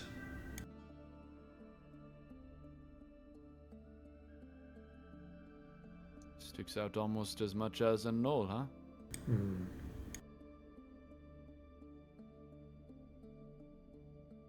I think it would be delicious taking that kill from them.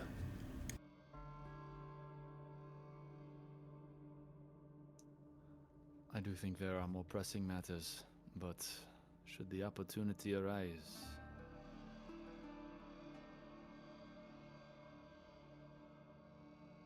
Yes, I am certain all of you have many preparations to make for a party.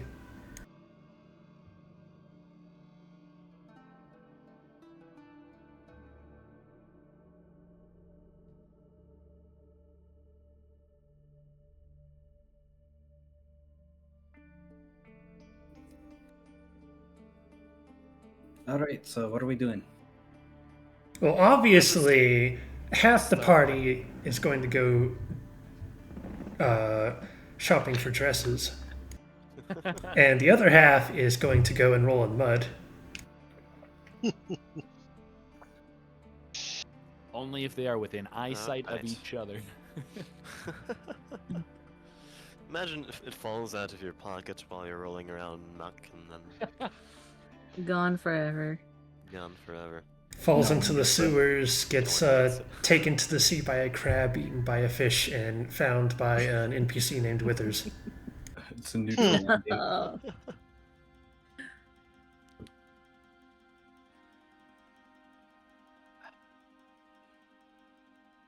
Withers is my favorite character in Baldur's Gate 3 just because it rewards knowledge of the actual game lore. Alright, never mind. Continuing We on. cannot be distracted. Begins to set, yes. You can always just evening begins to set.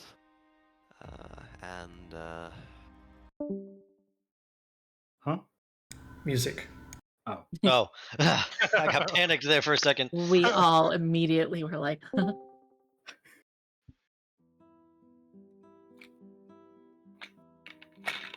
The evening sounds of new kylax begin to float in the air. This muggy evening where everyone seems to have settled down for the night. There's a stark contrast to when you entered Engesal, exited, in terms of what people are doing. It seems like the only people outdoors are some minstrel plucking at a guitar, seated on the staircase to some building, a wandering band idly playing music. The non-musical ones seem to be sort of shutting themselves indoors, ushering their children inside. It's a very strange sight. What are you doing in the 2 hours between the start of the gallery and the present?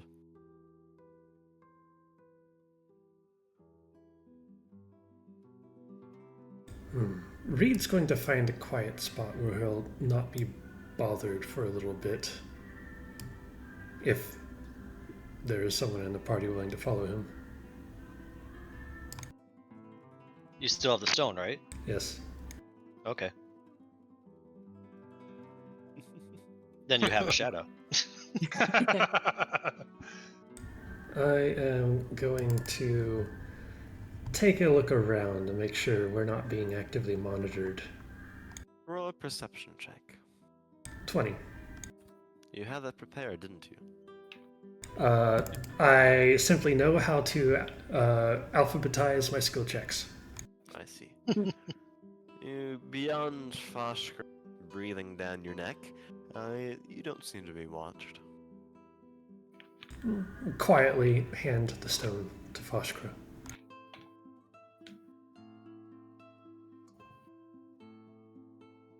Just going to look at it and back to Reed.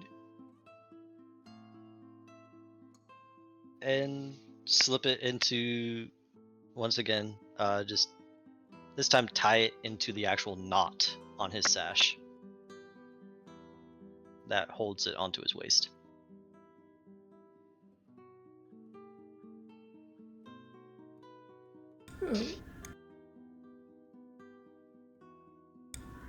About what that dragonborn is going through.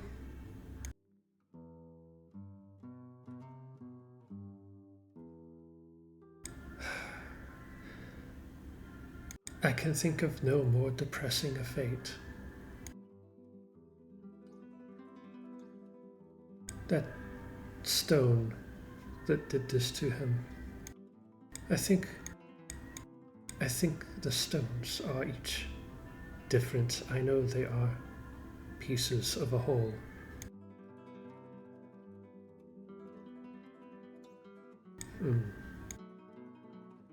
But was it the stone? Or was it his true nature? It is a question I do not think we will have an answer to. Have you seen it? He saw it for an instant, and it disappeared. Certainly there's sewers, there's places beneath the city where it could be. Or perhaps the tabaxi thief he spoke of was from the same family as the one that we have encountered herself. She had many tricks. This one likely did as well. Not enough. I will Not have to. for his scales, but for the disappearance of a small stone. I do not know much about Dragonborn. Honestly, I do not know much about the giant races, but I have never seen scales or heard of scales changing. If it is within their nature to change to a color that befits the inner self, perhaps that is the answer that we have. Perhaps it is the answer that he does not yet agree with in his own way. They are also very inflexible. So, while we're in this kind of spot of quiet isolation in the evening hours, I'm going to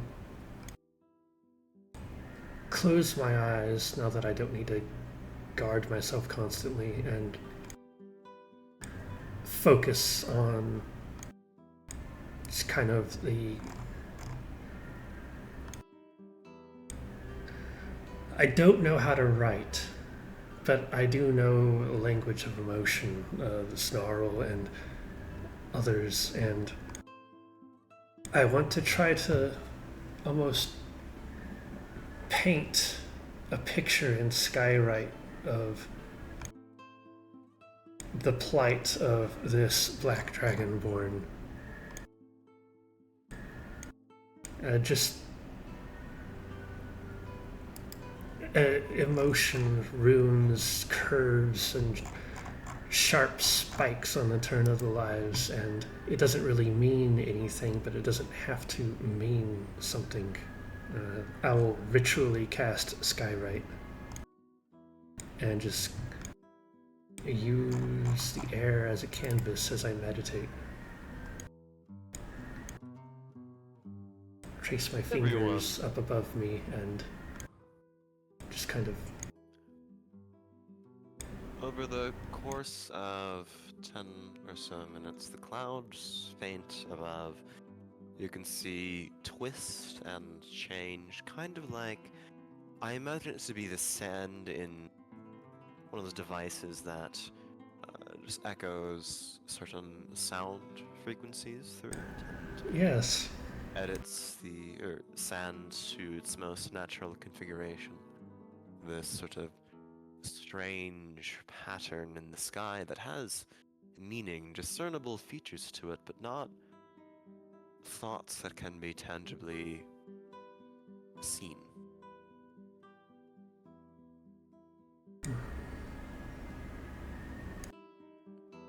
What are the other four of you doing in the meanwhile? To be Chain, Fenton, Leora, and Lorenz. Chain is going to follow up with Fenton. Alright.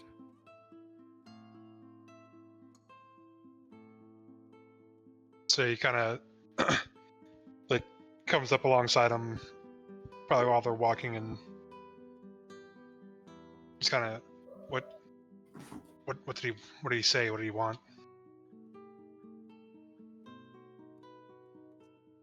He wished for me to meet with him tonight at his inn to speak of you.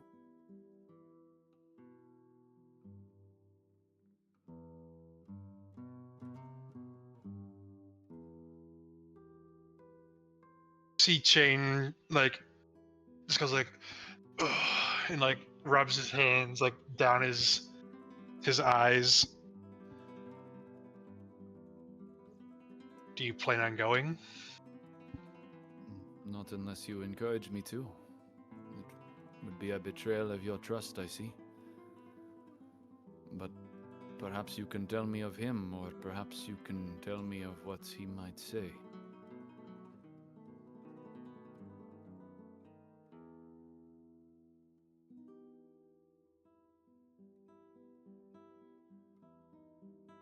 I don't know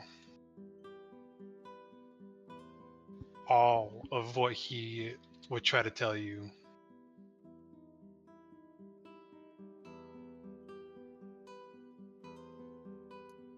He claimed to know you better than you know yourself.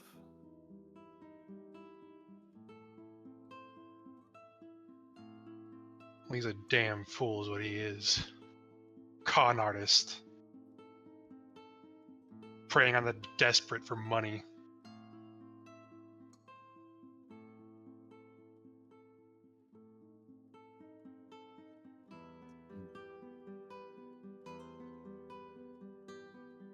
Is there more than that you can help me to understand? I take it you have interacted with him before. Left a bad impression in his eyes, I suppose. I left a bad impression in his eyes because I left. He...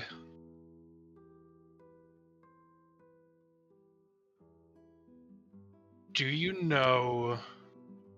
Have you ever heard of a group called the Scholars of Maledict?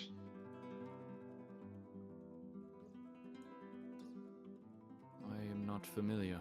No.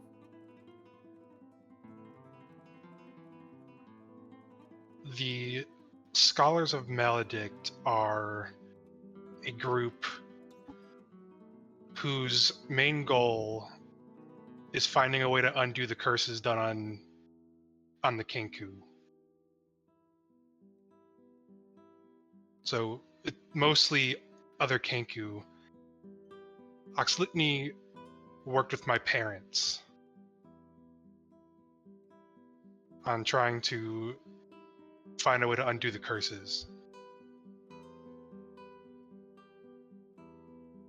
I see. See Chain kind of like pauses, like trying to like find what words he wants to say, what he's trying, how much he's willing to give up at this point.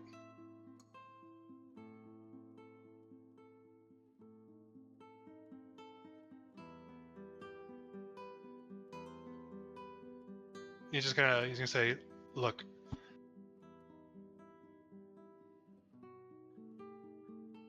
I may have been born in the Twin Blades, but I left home for a reason. I fear him having seen and recognized me, that he's going to try and get me back.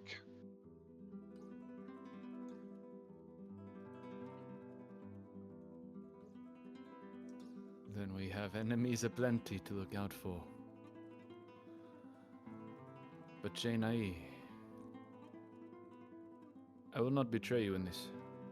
I thank you for telling me as much as you have. I'll keep an eye out. I appreciate it.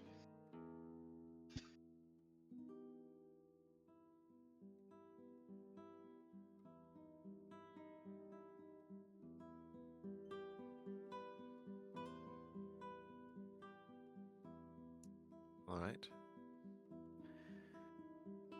Two of our party members have left to use the restroom, but what are the rest of you doing?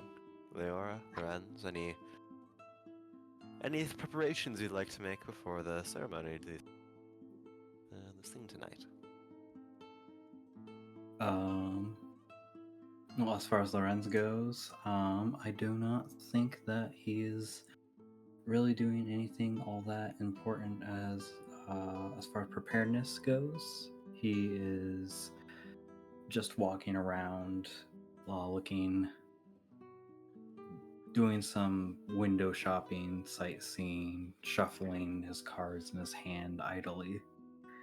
And he doesn't want to dress up for the occasion. Fair enough.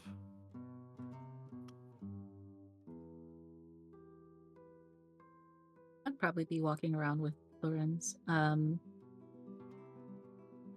She would be window shopping as well.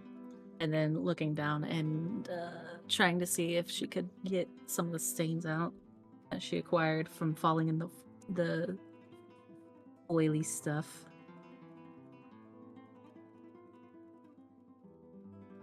It's a magical spell, the grease spell. It fades in 10 minutes and magically disappears. Incredible. Just an odd feeling for, 1 second everything's slick, and then a second later, nothing.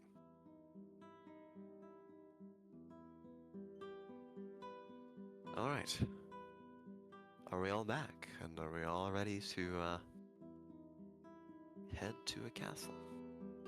Yeah. What is this stupid party you have I us don't know going if to on Boschra session accounted 3? for. Boschra, alright. Well, welcome back. If all preparations have been made, then the sun slowly begins peeking down the horizon. You can see the shadows of the buildings stretch longer and longer. The only individuals outside are those continually playing music or singing to themselves, humming. You notice that a decent business for these bards in town is sing a song while escorting people around the city at night. It doesn't seem to be that everybody has to have musical talent, but just that they're within earshot of something that still sings. I certainly perform as we travel, in that case. Must you? Well, unless we want to get taken in the middle of the night, apparently. Yara would hum along. That is a cat. It is a rather long walk up this steep hill that the castle is situated at. It leads you through areas. On the map to your right is a very, very dense sort of thicket of woods, and to your left is a graveyard. It reads the Graveyard of Principle placard up above. Of what? Graveyard of Principle. Here lies Principle, not seen for hundreds of years. But it seems to be a mass burial ground for the Knowles Minotaur who died at the sort of penultimate conflict in the War of Principle, the sort of battle between the forces of lawful and chaotic evil.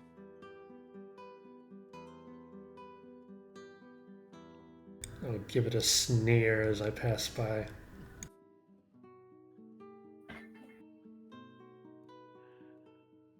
But do seem to be guards sort of surrounding the wall castle. Not many, especially compared to the Twin Blade cities and the other large cities you may have been to in your time in stained glass. But two of them sort of pull open what seems to be a large sort of drawing gate that lifts up and crashes down on you as you enter. The grounds are quite pleasant, very well kept. The grass is sort of dark in the relative dimness of the evening. The castle itself, sort of proud in its charm, carrying its age well.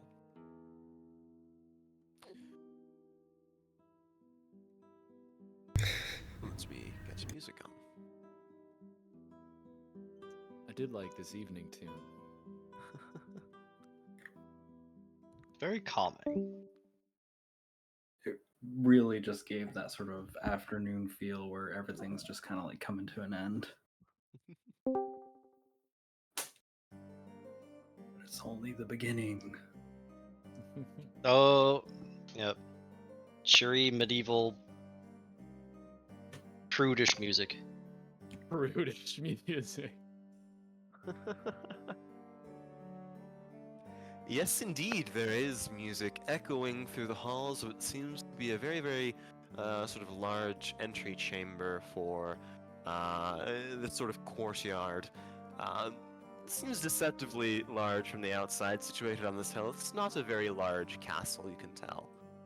But the floors are this polished white and red marble. There are elegant carpets from the shimmering sands through.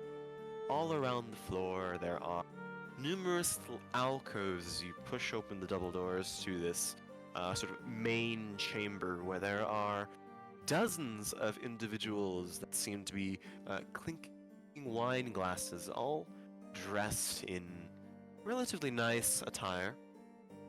Definitely better than what you'd see in the rest of this town, most of the peasants here that work in the vineyards, but there's definitely a feeling of affluence that comes from the conversations of these individuals. You can see a few dragonborn conversing in the two in particular, arguing quite loudly with each other. There are numerous vulpinals, tabaxi of all sorts and varieties, one or two Arakakra. Curiously, perhaps mostly to you, Reed, there are 3 gnolls that seem to be keeping most to themselves in one of the corners, and they don't seem to be talking much with each other, just muttering a few things back and forth. There is an attendant, a sort of lithe, relatively short tabaxi, seems to be male, dressed in rather formal attire, the waiter, who gives a very elegant bow as you enter, stands, and you can see that he seems to only have recognized who he is looking at after performing that gesture, and he's taken aback just a little bit, but he says, "Welcome to the manor of Lord Sinai. Who did you receive an invitation from?" Calla invited us personally. I see, so are you performers? I am. This is simply my retinue. I see. Well, feel free to mingle amongst the populace. The opera house will open soon, and celebrations will commence there. Is Lord what was his name? Sinai. Is Lord Sinai Curis, looking posted. Is Lord Sinai in attendance this evening? He's always in attendance. He just prefers to keep to himself on one of the highest balconies. He only yes. requests to speak to those who he is particularly interested in. Noted. Thank you. Do you request a meeting with him? If that is something we can do, then yes, absolutely. I will pass word along. Much appreciated. Enjoy. He glances a little curiously. The two Vulpinols and Fenton get a pass. He seems to have a little scrutiny for Chain and Foshkra, but especially Reed, who's a little bit filthy. Only a little. Reed, at this point, looks like he's trying to hold in laughter. And just. I Reed, don't I would like also like this you to roll a place. wisdom saving throw. I don't like this place.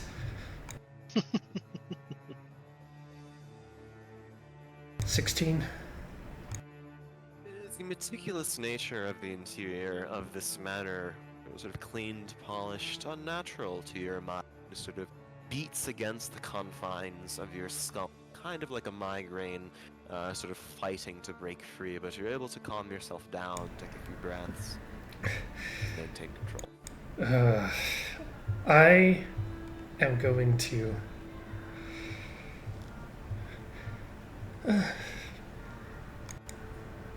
take a bit of cloth, wrap it over my eyes, and I will purposely blind myself. I see. The rest of you watch Reed sort of grit his teeth for a moment, then tear off his already decrepit-looking leather and wrap it around his eyes. Put on his horse blinders.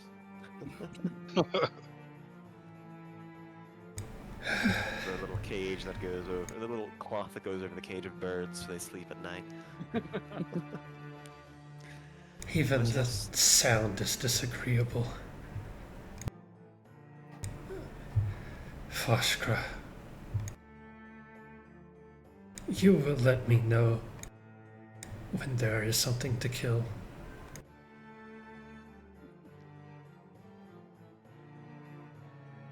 I am sure you will know whether I decide to tell you or not.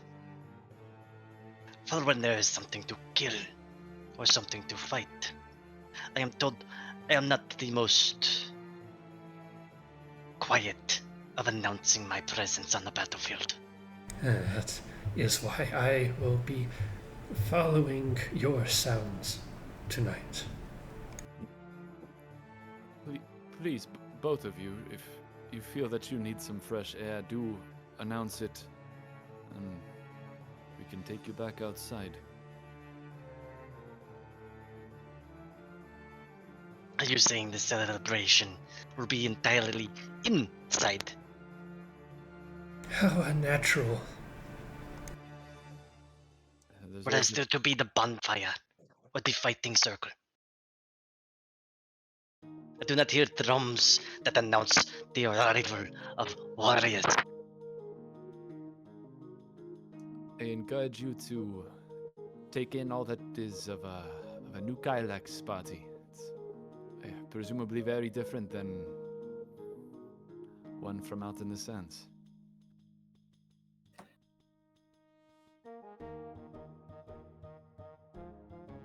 I have a feeling that this environment will not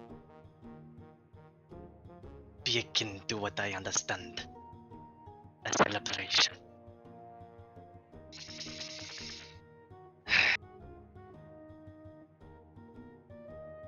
Hence, if you need fresh air, do let me know.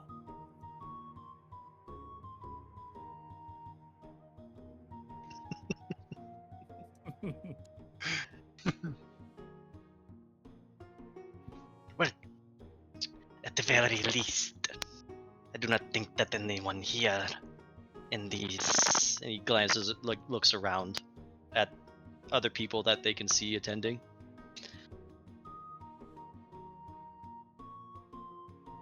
People do not seem dressed ready to fight.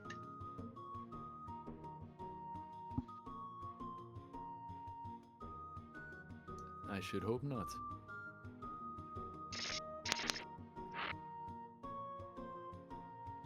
Is that ready to dance?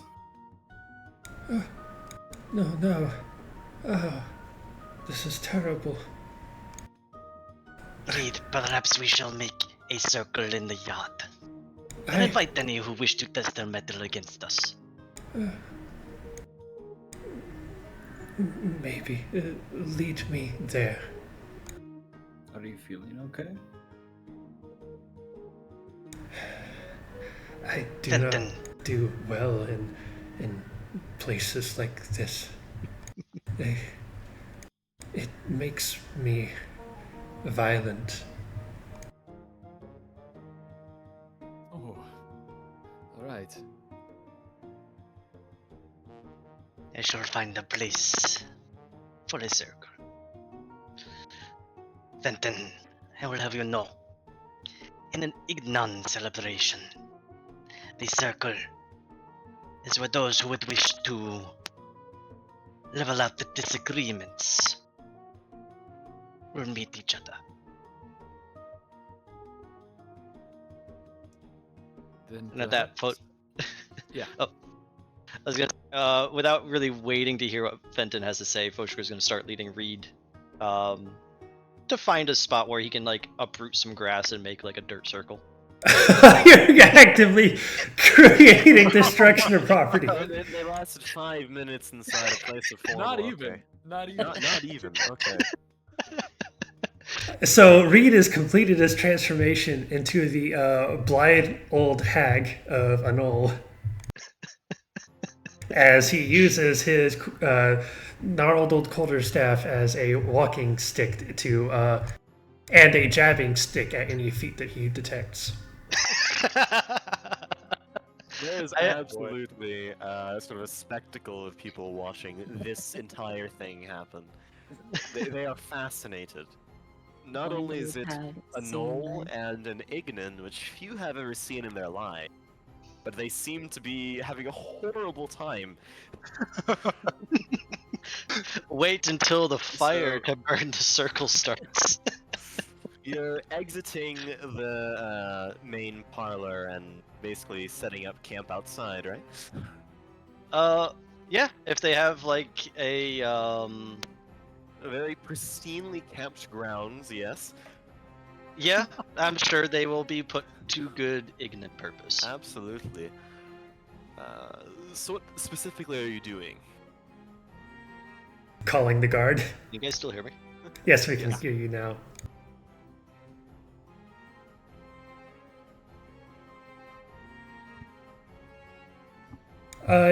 Can you hear us? Hello. Hi. Hello? The Uh-oh. headset strikes again. While he figures that out, I am going to move to the 4 social butterflies of the party. What are the individuals here doing? What are you doing? There are a number of people around you. I can mention some specifics that might catch your eye, but this is a gallery and you're supposed to mingle. Oh, could you repeat that first part? I think you cut out like in the middle sentence. I can indicate some individuals that might catch your eye if you'd Oh. like. I'm sorry, it happened earlier than that. Let me think. Well, Foshka. Oh, you're talking to Foshka, not me. Are you? No, I am talking to you. Okay. Oh, well, okay.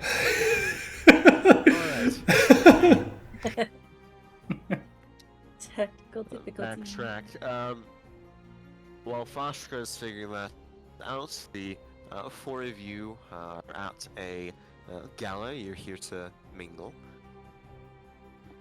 The figures of interest to you might be Utherin, the blue dragonborn, very well dressed, sort of speaking to a few individuals in the crowd. The characters that might otherwise catch your eye are let me see. 3 gnolls in the corner are they kind of stand out as well. You see 2 dragonborn in a somewhat heated argument. One of them very, very, very well dressed. Like in flowing, elegant robes, golden trim, uh, extreme sort of sense of rather pretentious style. It very clearly is meant to impress, and likely does. The other one is also dressed well, but in a more sort of tame way. One of them is blue dragonborn, and the other is a golden dragonborn. The one that might interest you the most is a sort of an aged, gray-furred Vulpinol with a sort of troupe of different bards and other sorts of individuals surrounding where he sits at, sort of a couch, sort of engaging in conversation with anybody who comes by his way. He has what seems to be a saber at his side. You know this to be the Bloody Baron himself. Oh, Sure. oh my goodness. The let's see. Those of you who have lived in the Shimmering Sands point, you can give me a history check. No.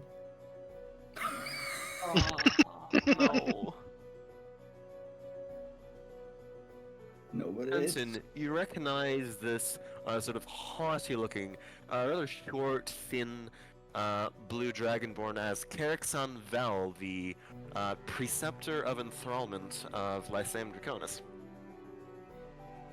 Enthrallment. Ooh. The enchantment district, Yes. which resides in Bazugdar itself. Someone who might have information about a song that lures people. There's some important people in this room. What would you like to do? That It's the other, I'd say, thing you might notice are two individuals, a sort of silver dragonborn and a tabaxi standing over what appears to be a board, a very large board in the center of the room. It's the Singlass Lens equivalent of chess. It is essentially a chessboard with individual pieces, but 6 different oases meant to mimic the game the trade lords play in the Shimmering Sands. But they seem to be engaged in a match.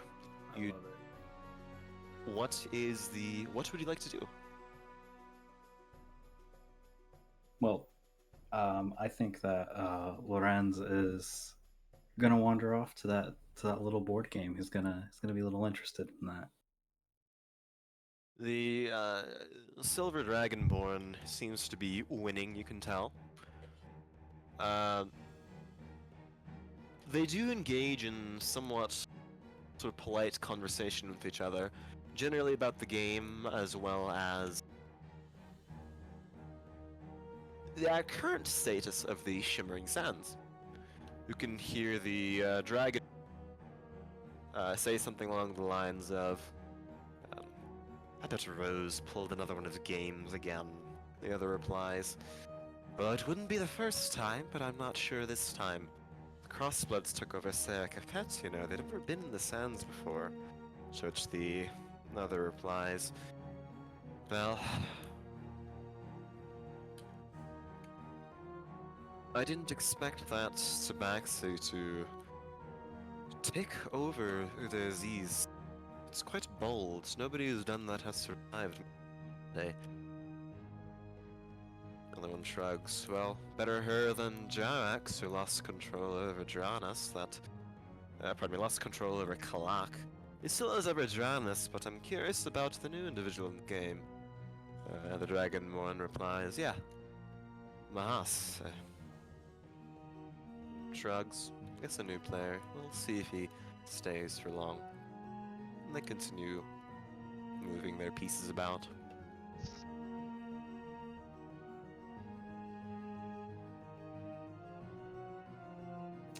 Lorenz is going to have a very strained expression on his face.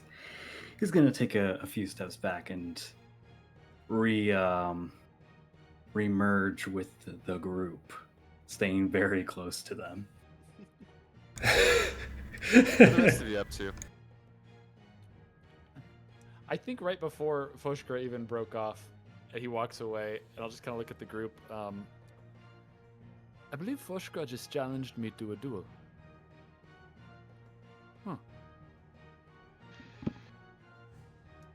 But I will look around the room.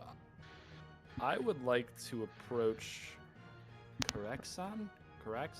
Erickson Val, yes. You can see him in an argument with a golden dragon. Carrickson, you can see, is saying something along the lines of Amadeus is a damned fool, and the golden dragon begins arguing, kicked you out. What are you doing? The conversation does seem to have fizzled, but they're glaring at each other from their individual positions.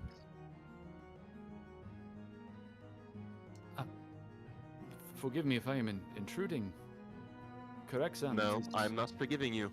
Oh. What do you want? Well. Well, you've so chosen to bother me, so I suppose my time is more valuable than yours. In that case, have you heard the news from the Twin Blades? Yes. I know they're in a damned horrible position to be in at right the current moment. I don't envy anybody in there. Why do you ask? Well, just curious if there's concern or more information from the rest of Lyceum Draconis. And who exactly are you? Fenton Tenobo of the Keepers of Mazarim. Too inquisitive.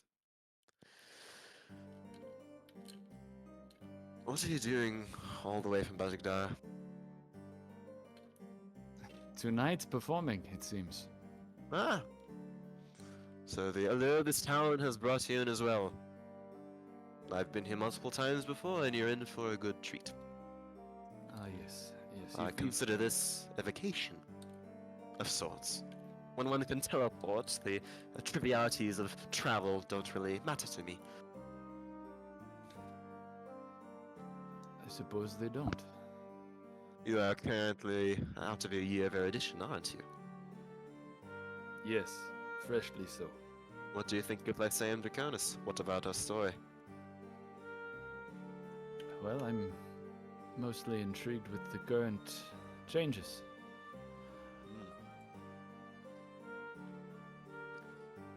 The Shimmering Sands are a beautiful place in many ways. I'm sure you could understand that.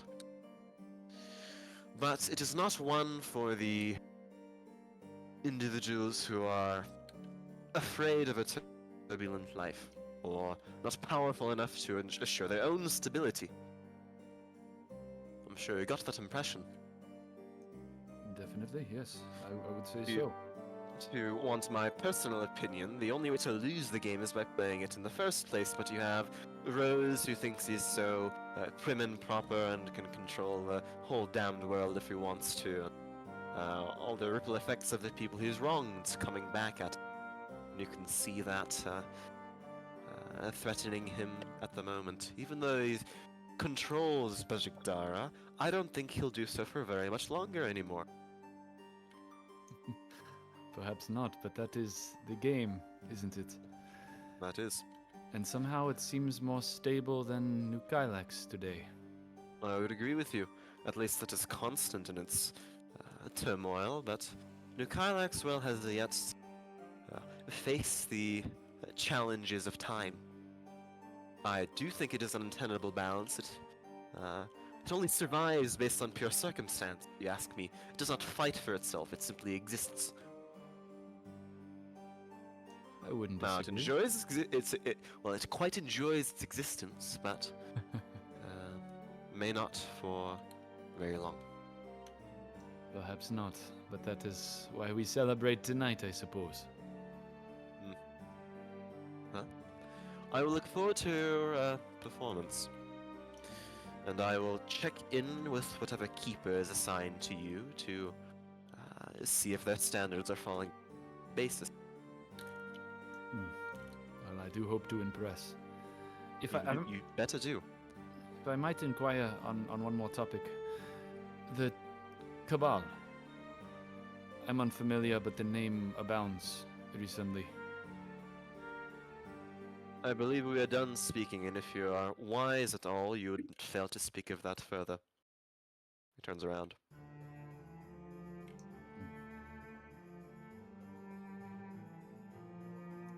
That's Fenton. Chain, Leora, or anyone else, what are you doing? What are you up to?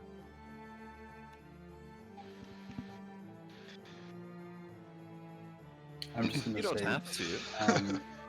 I'm just gonna real quick say that Lorenz is back off to get drinks. He's gonna start drinking. Spike the punch. It's alcohol. There is absolutely a veritable bookshelf of different kinds of wines. So many. New Kylax is the central place for vineyards in the stained glass lands where the majority of alcohol is produced and exported to. It's this place's, pride and joy. And it is free. You can see that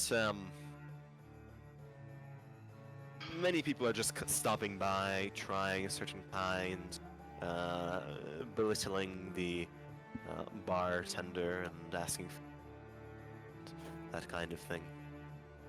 But I'd say the one figure that catches your eye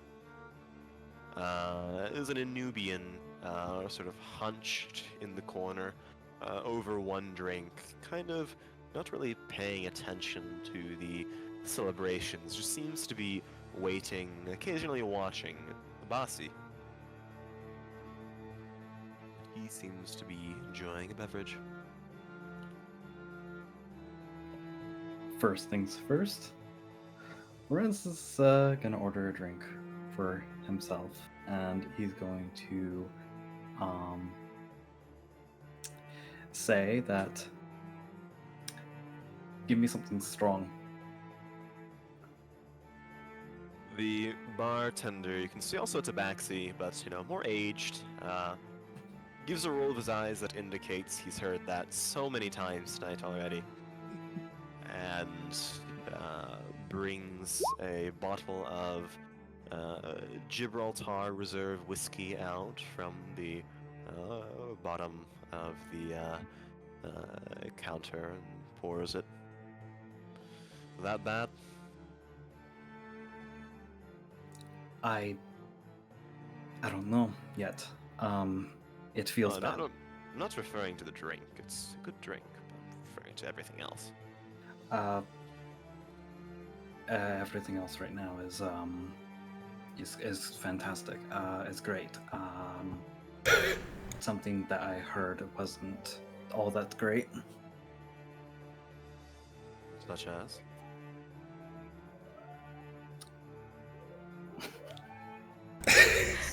Will You you have to give me a second. I'm sorry. will you just quiet down Stavaxi already?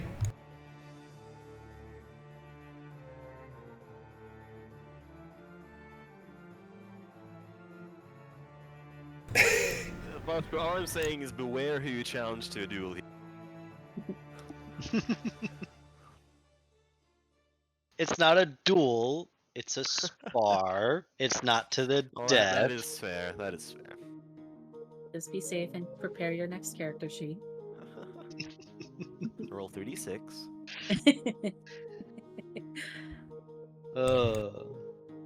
46 I'm dropped the sorry. lowest.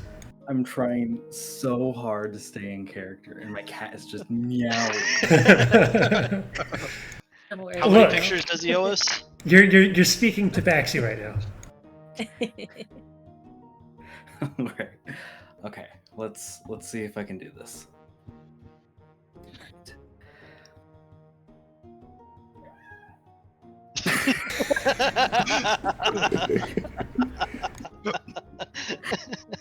Simple joys in life. It is just not in the cards tonight. Okay. Deep breaths, everyone. Reset, reset.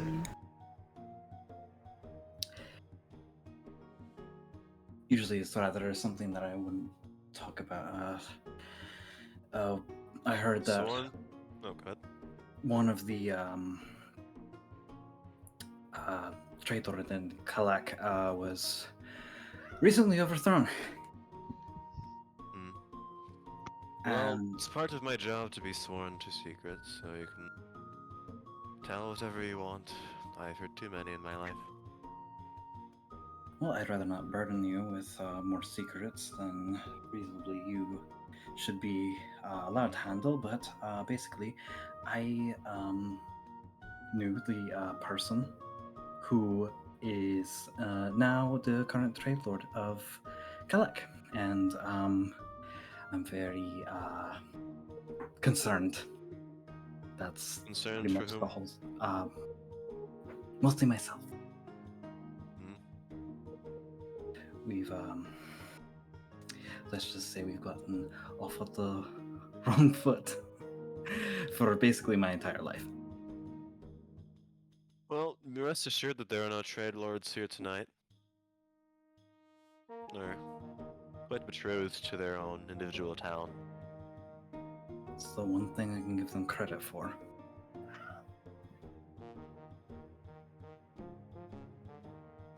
So Lorenz is going to turn, because I imagine that he took a seat closer to the Anubian, Avasi.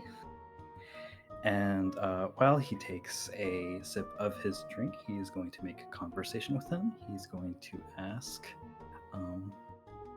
it's fancy seeing you here.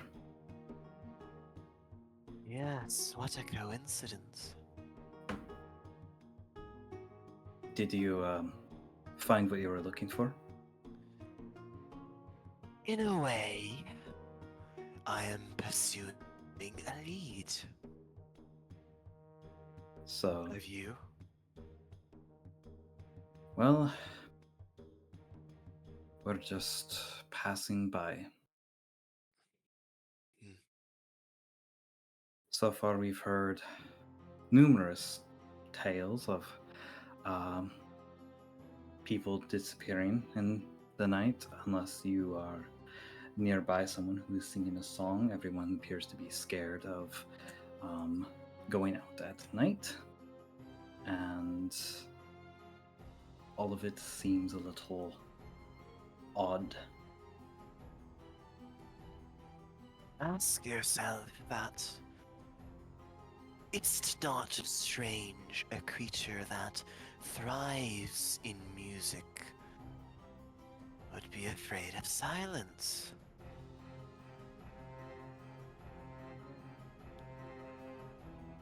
I see. If a creature sings, why is it only those that venture out with the protection of a song itself end up missing?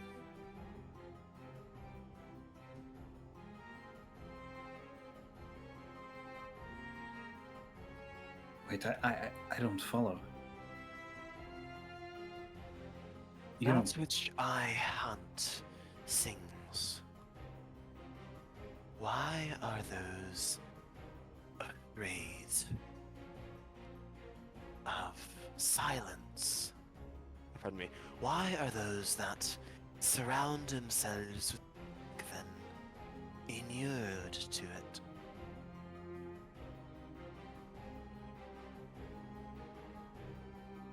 It is a question I have no answer to. Say, would you be willing to help in this hunt of mine? Well, Renz is going to turn around. I imagine that the bar isn't exactly facing the rest of his compatriots, so he's looking back to see if he can catch view of them. And then he's going to turn his head back. I imagine that we'd cross paths eventually, so I'm agreeable. I must implore to you that I accept no rewards beyond the death of these creatures and the knowledge they will not harm anymore. If you do make the pledge to aid me, then I have nothing to give to you.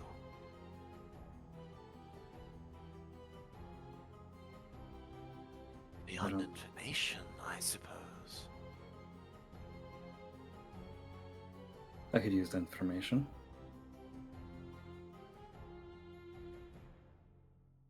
The songs of the night have faded in the years that I have been hunting.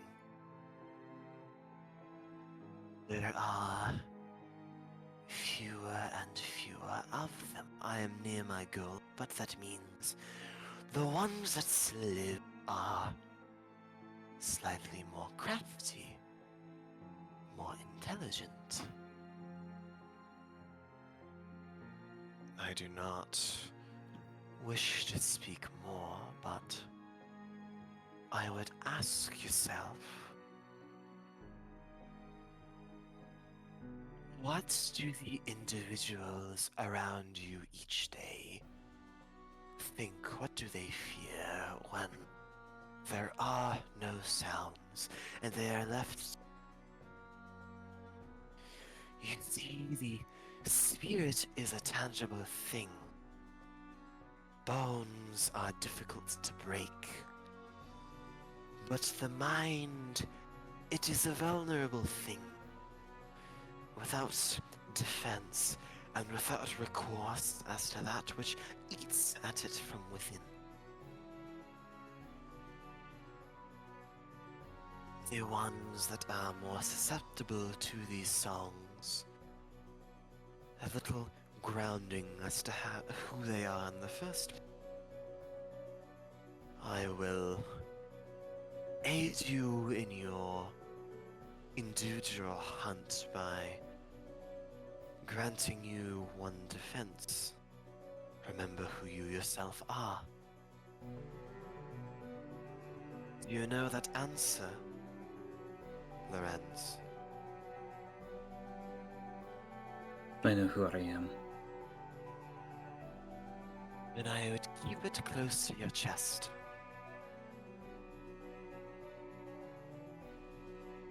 I always do. Beware that no. He is not what I hunt, but all the Nubians dislike the undead. Are you saying he's not alive? If you were truly undead, then I would have struck him down.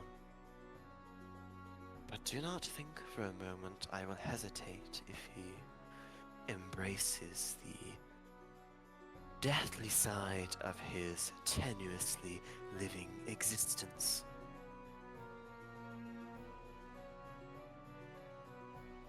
I understand.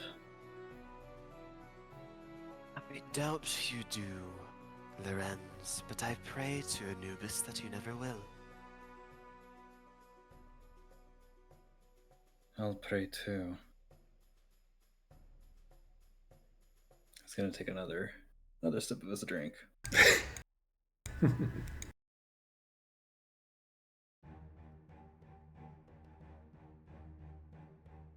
Keep your eyes peeled.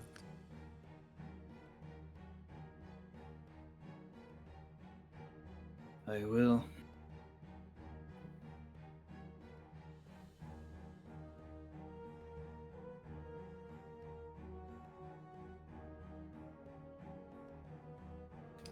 And if there is nothing more, I think that is it for Lorenz. Alright. Pashkra and Reed. You are Oh, currently boy. outside, yes? Indeed. The group of 3 gnolls approaches you. You can see that one of them is clearly in charge by the way sort of body mannerisms work, the way the one in the center sort of holds up a fist to stop them from moving further. The 2 in the back are very clearly young, sort of adolescent, barely, barely above their teenage years, but the one in the forefront is clearly weathered. You can see an extremely toned body, sort of scars cutting through fur, tearing at his ears. Standard gnoll fare, but whereas most gnolls sort of give themselves up to their primal nature, some have a hunch, some sort of drag their feet on the ground, the more deranged just drool or slaver whenever they want. This one seems to have a sort of a straight back, level set shoulders, a high chin, and bows at the two of you. Ah, shit, it's one of these. Wait, darn, in character.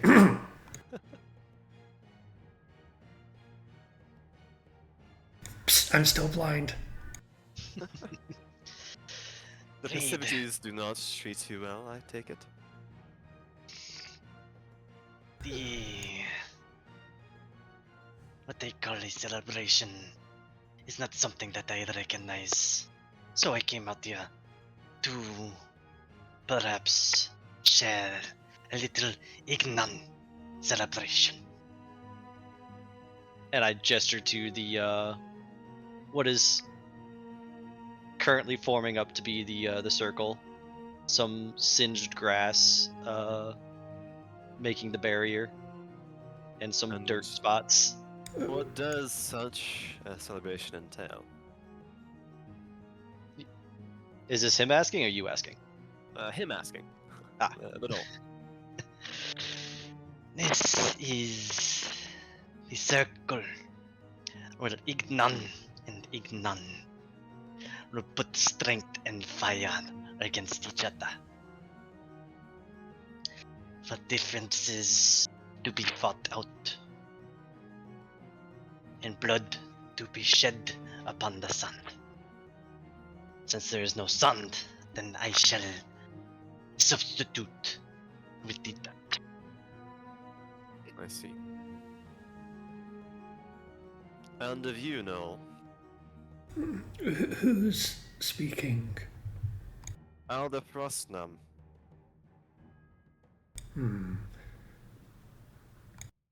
I am here because other people are here. You'd be so constrained as to abide by the obligations of a social nature to non-gnolls. These are interesting days. But I have found purpose and cling to it. And yet you have not been able to circumvent the innate nature that pulls your mind. This will come off when it is time for violence. What about you? Your words are very clear. Oh no, yes. I'm an Yes. ascetic of Ganjak Dul, as I'm sure you are aware. Individuals who attempt to fight against the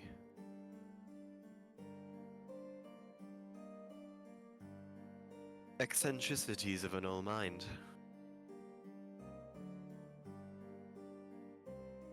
Are you from Tlani itself? Yes. I am a Charbrine. I was a little distance away from Curis as. I see. I would consider it a great tragedy that it fell. Would? I do. I believe it was inevitable. You cannot change our nature, nor that of the other creatures, without killing something first.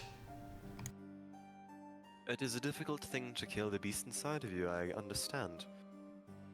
I do consider myself an individual who succeeded. The apprentices I have brought with me are here for the explicit reason of being tested. You have already failed.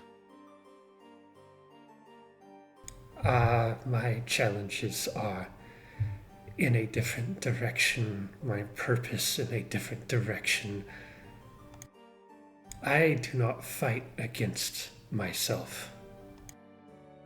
And if I were to kill a beast to change it, it would be the body, not the mind. Agree to disagree. Is it the ring, then? Sorry, say it again? Is it the ring, then?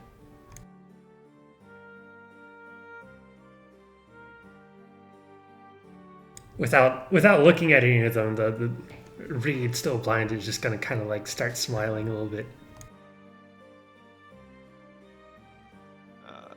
I'm sorry, I don't understand what you mean by the ring. Reed will motion to the circle that Foskra's made. Okay, yes. Well, I considered that someone would have a more enjoyable than the stuffiness of inside. Do you consider yourselves interested in being another challenge for my trainees?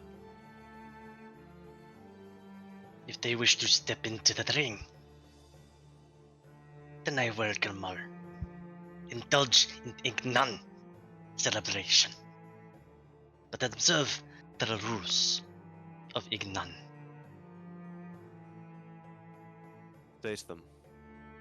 If they step into the ring, they must put strength to strength. There is no weapons in the ring. You fight with what the land has graced you with. If you step into the ring and you fall, then that is the judgment of the land. That is the nature of strength. You will be honored with a loss, but do not dishonor yourself after. To do so will mean the spilling of the entirety of your lifeblood.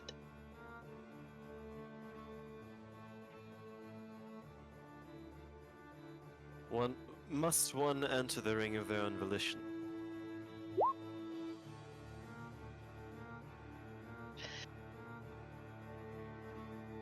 To force another into the ring is to invite yourself into the ring, for you have shown your own weakness.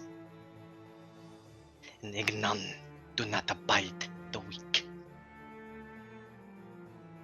I see. You can see him turn towards his two apprentices, give them a long glance, and after some time, one eventually steps forward and hops into the ring. Foshkara will smile, a very broad, sharp-toothed smile. Terrifying. He's gonna roll his shoulders back and flex his hands, and he's going to off-shoulder the sash and kind of and put it next to Reed, where he can, just dropping it on his foot. What is this? It is my belongings. Oh, Keep them safe. There will be blood and fire this night, and honor to the land. we're about to commit murder, guys! Yes! It's not murder. Yes, it's murder! It's not. Yes, it's murder! Just maiming. It's ritual murder. It's different. Okay. I will clutch the belongings and oddly feel for where the stone might be in there. It's not in there. Okay. Again, the stone is tied in the knot of the red sash that is around his waist. Okay. So Foshkara is going to get on the far side of the drawn-out circle from the knoll. The Knoll does the same, wordlessly following the rules, but they do seem to follow them to the dot. Rak ashafrek akka athta kravat. Foshkra, He's good. make them fear for their life a little bit. I want to know how much control they have. The fire of Foshkra. Repel not all fear and cowardice in the weak. He's going to thump himself on the chest and kind of get into a ready stance. This man's a goddamn Klingon.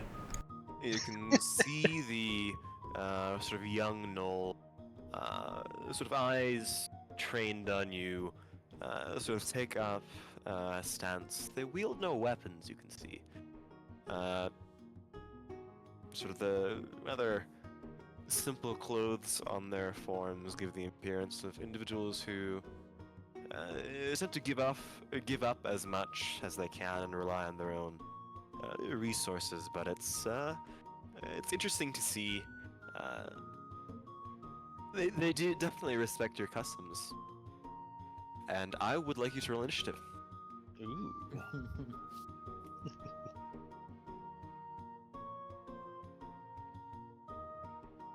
Fight, fight, fight, fight, fight. Ooh, dirty 20. Oh crap! I Dirty didn't put it in the turn order again. Oh, because we don't have a token on the map. That's why. I'll take your 20. We're not going to be using tokens. combat map. It's combat. Yeah. Yeah, the circle. The circle's only about. I'd say maybe give it a 15-20 foot radius. It's to ensure that combat is not a simple run around. We're not going to be needing a map for this. It's theater of Yeah. mind. Yes. Would Shane be hearing the commotion outside then if he's by the door? Depends on if the doors just stays open or if it like opens and closes with guests. All right. Foshkar, you are up. You are the first to react and leap forward, presumably, to this knoll. Oh yes. And he is not holding back. He is going to immediately bring forth the fires of Ignon Rage. Yes. Awesome. And he is going to make 2 swipes at the knoll with his claws. Awesome. Go for it. Oh, a crit off the rip. Is a crit on the first one, absolutely. Yeah. Oh, So that Just is gonna fuck up this that's just knoll. double It's damage, great. right? Well, we are using double the dice, not damage. Okay.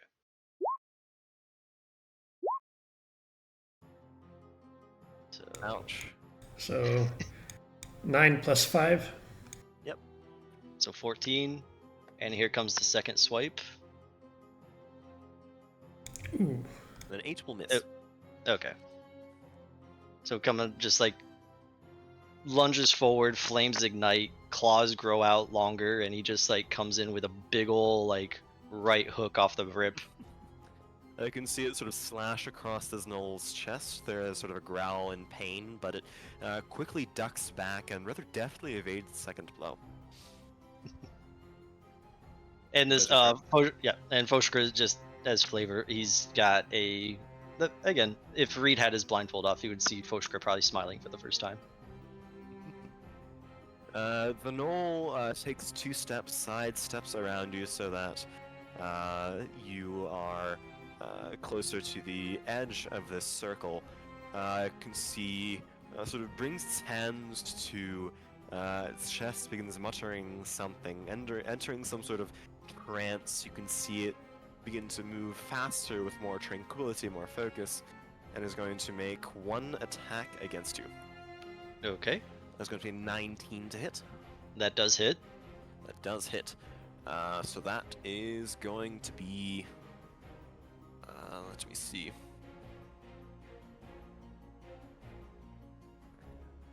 Four points of bludgeoning damage. So 2 points. 2 points, yes. All right. Alright, that is its turn. All right. Foshkar is going to whip around, and he's gonna do the same thing again. Okay, that one misses. I assume 19 That is one miss, and that is another hit. for 9 points of, or 7 slash and 2 fire. From flashing to fire. This second strike that hits the knoll sends another sort of yell of pain through it as it steps back. It seems to be staggering a little bit more. It's definitely wary. All right, and with Claw's special or additional feature as a bonus action, going to reposition him so that he is now closer to the line and I am closer to the center. Awesome. So that is an athletics contested, right? Or strength, just pure strength. I believe that is a contested strength, yes. Or athletics, pardon me. Ooh, It will succeed. Oh, scrawny little guy. all right, yeah. So he catches him with the second swing and just like drags him back around by pure brute force, and just gives him like a snarl up into his face. You can see the knoll, the concentrated trance in which it was originally maintaining sort of fades. You can see the sort of lips draw back, snarl build, saliva pooling in its mouth, eyes becoming wide, its stance becomes sort of hunched, more feral. You can hear the ragged breathing, completely far different than what you saw the more composed knoll be. And it is going to attack you thrice. Thrice. Ooh. Yes. There's going to be 7 to hit, which will miss. 22 to hit, which will hit. It is going to bite you, dealing 4 points of piercing damage. And it is going to make a third unarmed attack. And it'll be a 21. That does hit. Which will deal a total of 7 points of bludgeoning damage. So 3? That would be halved, yes. Yeah. All of that is halved. Yeah. But the 7 is 3. Okay. Yeah, 7 is 3. Okay. All right. I'm still good. Reed, give me a perception check. Is this at disadvantage because of the blindness? Oh, right, you are blind. Never mind. Instead, you suffer. All right. This ignorance truly is bliss. All right. So, retaliation time. 12? 12 will not hit. 18. 18 will hit. Are you doing this lethally or non-lethally? Non-lethally. Non-lethally. Alright, how would you like to do it?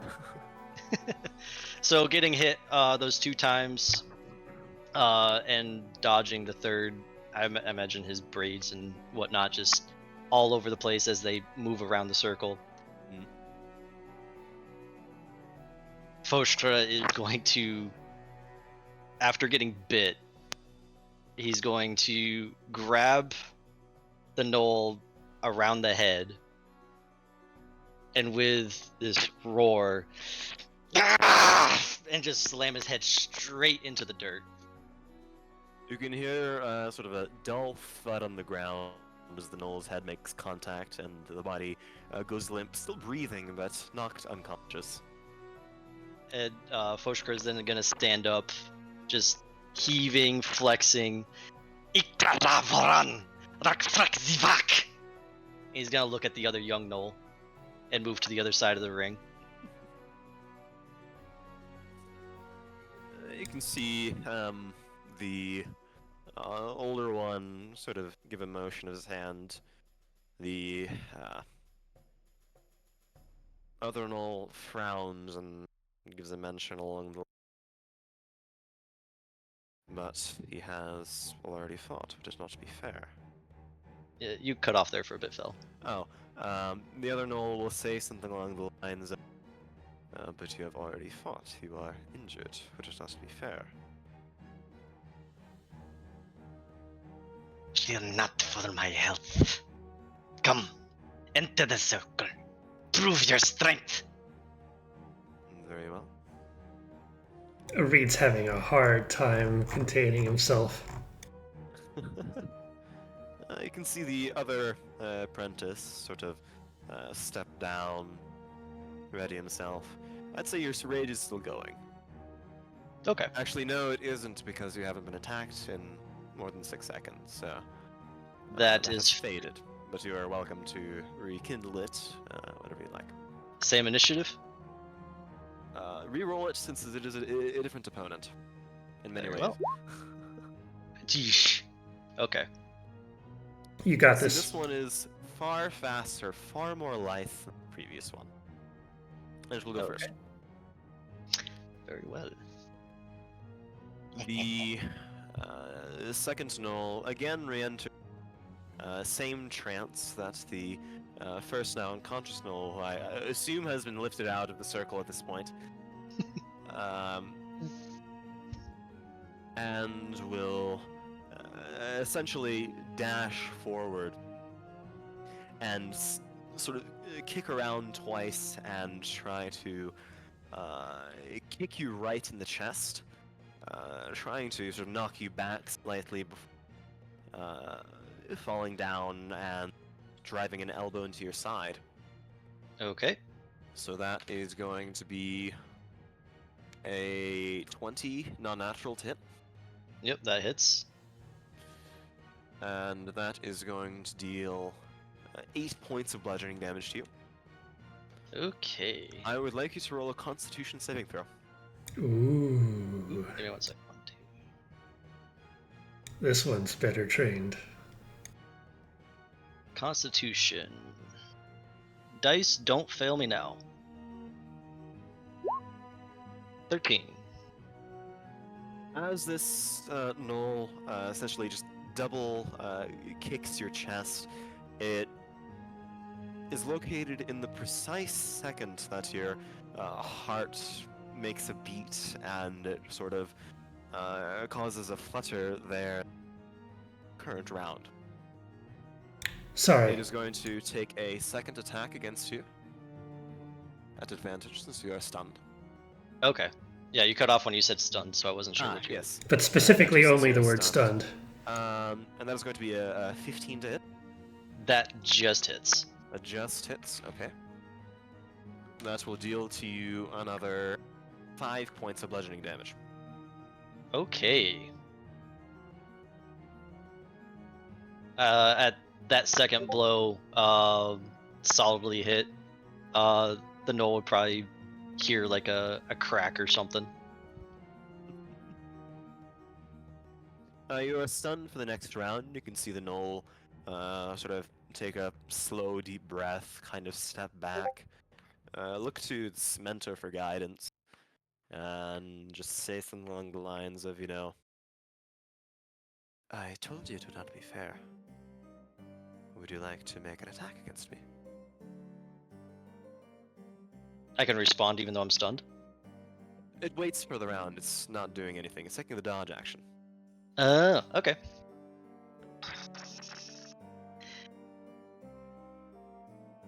The ring will not allow for weakness or cowardice. Strength versus strength. If I lose, then I lose with honor.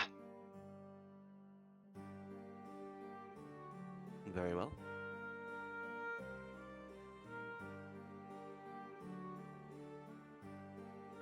Is it his turn or my turn? It is its turn. It is Okay. going to rush forward and attack you 4 times. Okay. Yeah, it's going to flurry of blows. That is going to be a 19 to hit. Yep. That is going to be an 8 points of bludgeoning damage. Okay. Going to take a second attack against you. That is a 10 to hit. That misses. It's going to take a third attack against you. That is a 14 to hit. Misses. It's going to take a fourth attack against you. That is a 16 to hit. That hits, and I am out for the count. It's going to do it non-lethally. Yep. And you can sort of hear Reed, you can hear the crunch. The sounds of... Sorry? You're cutting off again. My apologies. But yeah, Reed, you hear the crunch of an old fist against scales and the sounds of combat stop. It takes a moment to sort of bring the two back from being knocked out, but you can see the knoll that prevailed give sort of a bow, help you to your feet. Getting up to his feet, Foshkar is gonna shake his head and kind of like clasp the knoll on the arm. Does the same, gives a nod, says, perhaps Knoll traditions aren't as different as Ignin's. Or at least our kind of Knoll. It was a good fight. You as well? Rak ashafrek akka ath kretva. Let fire burn us a path to follow. You'll make a good warrior one day. The Knoll will jump out of the arena. Is it not entertaining? Strength versus strength, and honor in the circle. It is a good celebration. For And a bruise I will not forget.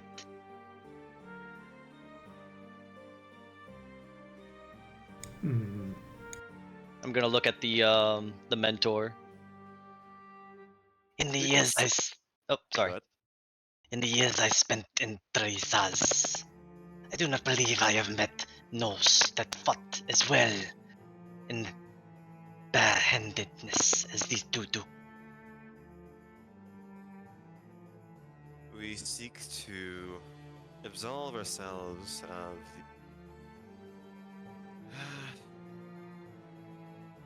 the demons we have haunting our minds, Lignin. To do so, we give up much, we focus in on ourselves. That grants us a certain attunement to our bodies. However, you can see Alder turn towards the one that you defeated, Foshkra. And Alder is going to say, you do have my condolences, Foshkra. You have your tradition, we have ours. And Alder is going to step forward, and with blistering speed, you can see him sort of wrap his arms around the skull of that knoll and twist sharply. There's the sound of a yelp that's cut short by a snap as he will snap the neck of the knoll that failed. Way to go, you're responsible for murder.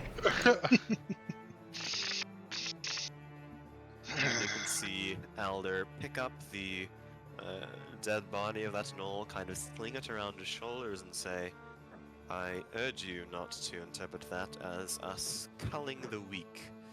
In terms of strength, he would have made a fine warrior someday, but he lost control in your fight against him. That is something we cannot tolerate. That brings a question to my mind. You saw the way I fight. The fire and the rage of my people. Is that not the same instinct that your now deceased pupil? You, Ignin, gain power and find yourselves in the chaos of the flame. We Gnolls lose ourselves to it. You can embrace it. To do that to ourselves would cause us to die in a certain way.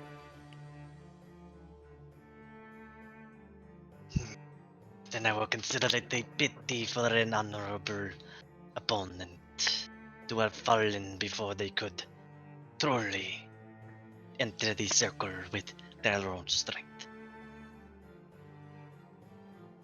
As it Well. is, I will not judge you, as you have not judged me on culture. I understand. And I hope I to am- smile with you one day, Foshkra. He's gonna give a smirk. Pushkra exit.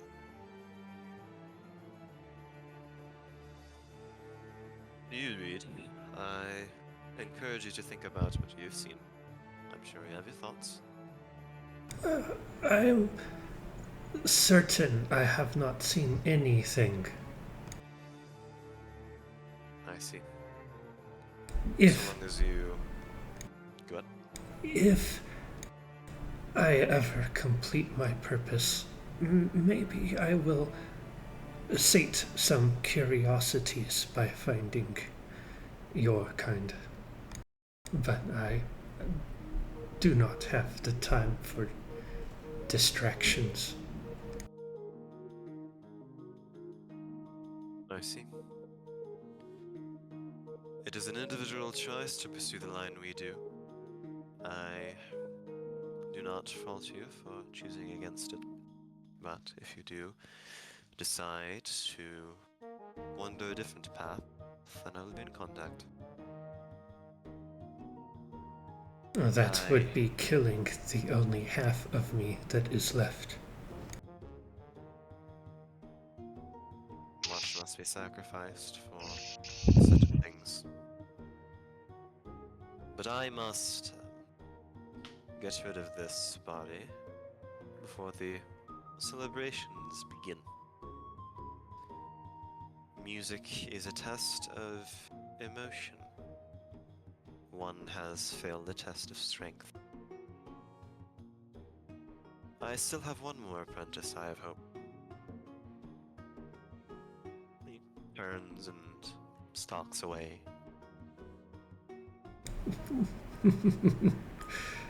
It was not a fully wasted night, Reed. No. We've made the world a little bit better. It is still a pity, I would say. The other one fought well. Not as well as the second one, as my ribs can attest. The circle is drawn, but I do not think there is a champion to stand in it any longer for the night. Do you require aid, healing? Save your healing for if there is more violence. But the circle shall rest. Unless you, Reed, wish to challenge anyone who would approach. My challenger has left. And with that, perhaps we should go and see if our companions are unmarred. I am Take your satisfied things. with the challenges. I'm sorry, what was that? Take your things. I come then, blind Reed. At least I will be walking slower, and you can keep up better. He's gonna like hold the side of his ribs where they kind of got cracked. Image of Reed careening through a dance. No It's because I smelled food on the other side. Walk straight towards the food. Yeah. But yeah, I imagine walking back in, Foshkra now has what is becoming a very purplish black spot on his ribs and maybe like a split and bloody lip or something. Lizard lips. Chain is 100% still just right there by the door. He's gonna, walking past the door, slightly limping in, looking at Chain. What the hell happened? A night of Ignan celebration. It was honorable, and it was great. Chain's just not even going to question it any further.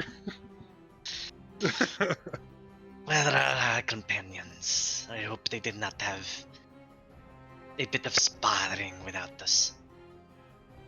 What are the rest of you doing in the meanwhile? I already went over it, but unless you have anything more. we can Yeah, continue on. Leora just would have picked up a drink and gone to sit over by Lorenz. Awesome.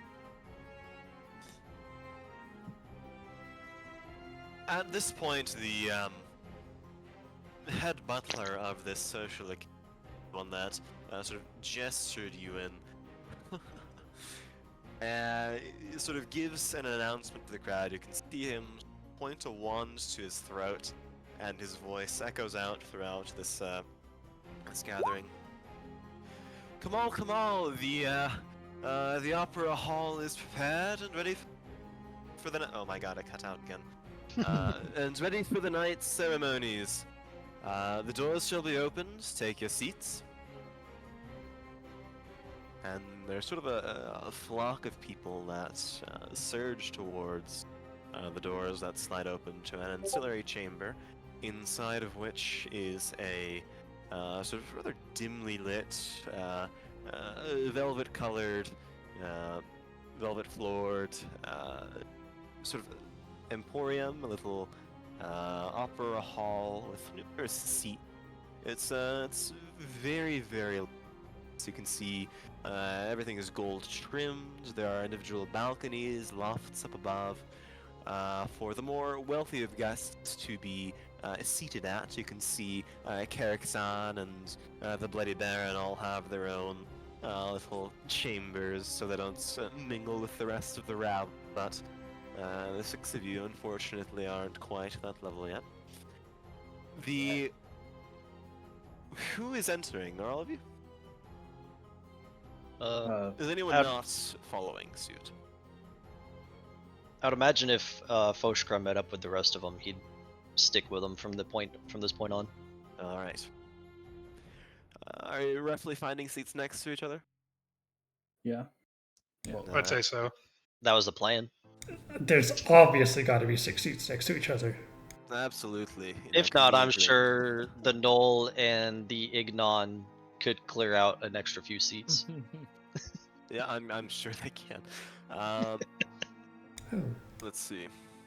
I do remember there being operas in Curis, but I'm not sure if they are the same as they are outside. I do not know this word. What is an opera? What we are about to witness.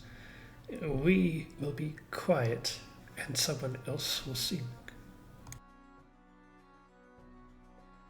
It is a good summary. Foshkra immediately has an aneurysm.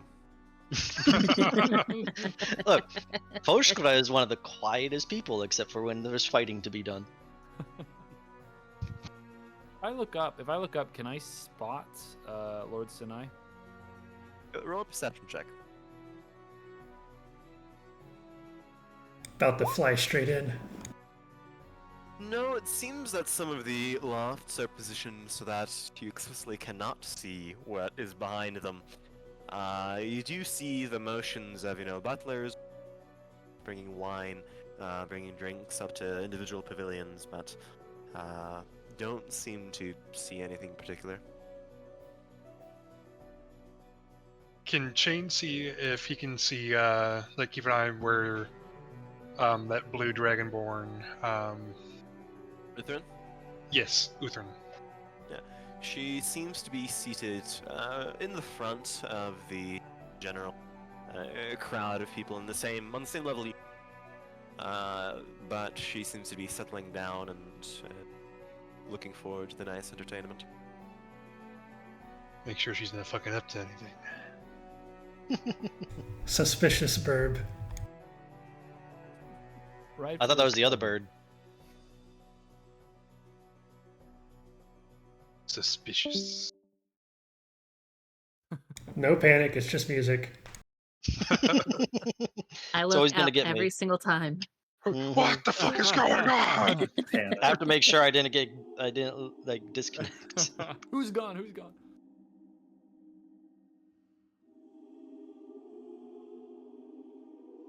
One by one, you can hear the individual performers being called up to join the stage, the sort of curtains dimly lit by these large lights that beam down from above. It starts out with the opera. You can see Calla along with 7 or 8 other performers begin some musical instrumental, a rather enjoyable song to precede the evening's events. It lasts a few minutes or so, and you can see the uh, main butler, this sort of age to max, you get back up on stage and one by one call those invited to perform up. There are a few individuals, some of which you saw and heard already, in the streets of New Kylax. Most who are new to the town, but trying to take their shot to appease this lord.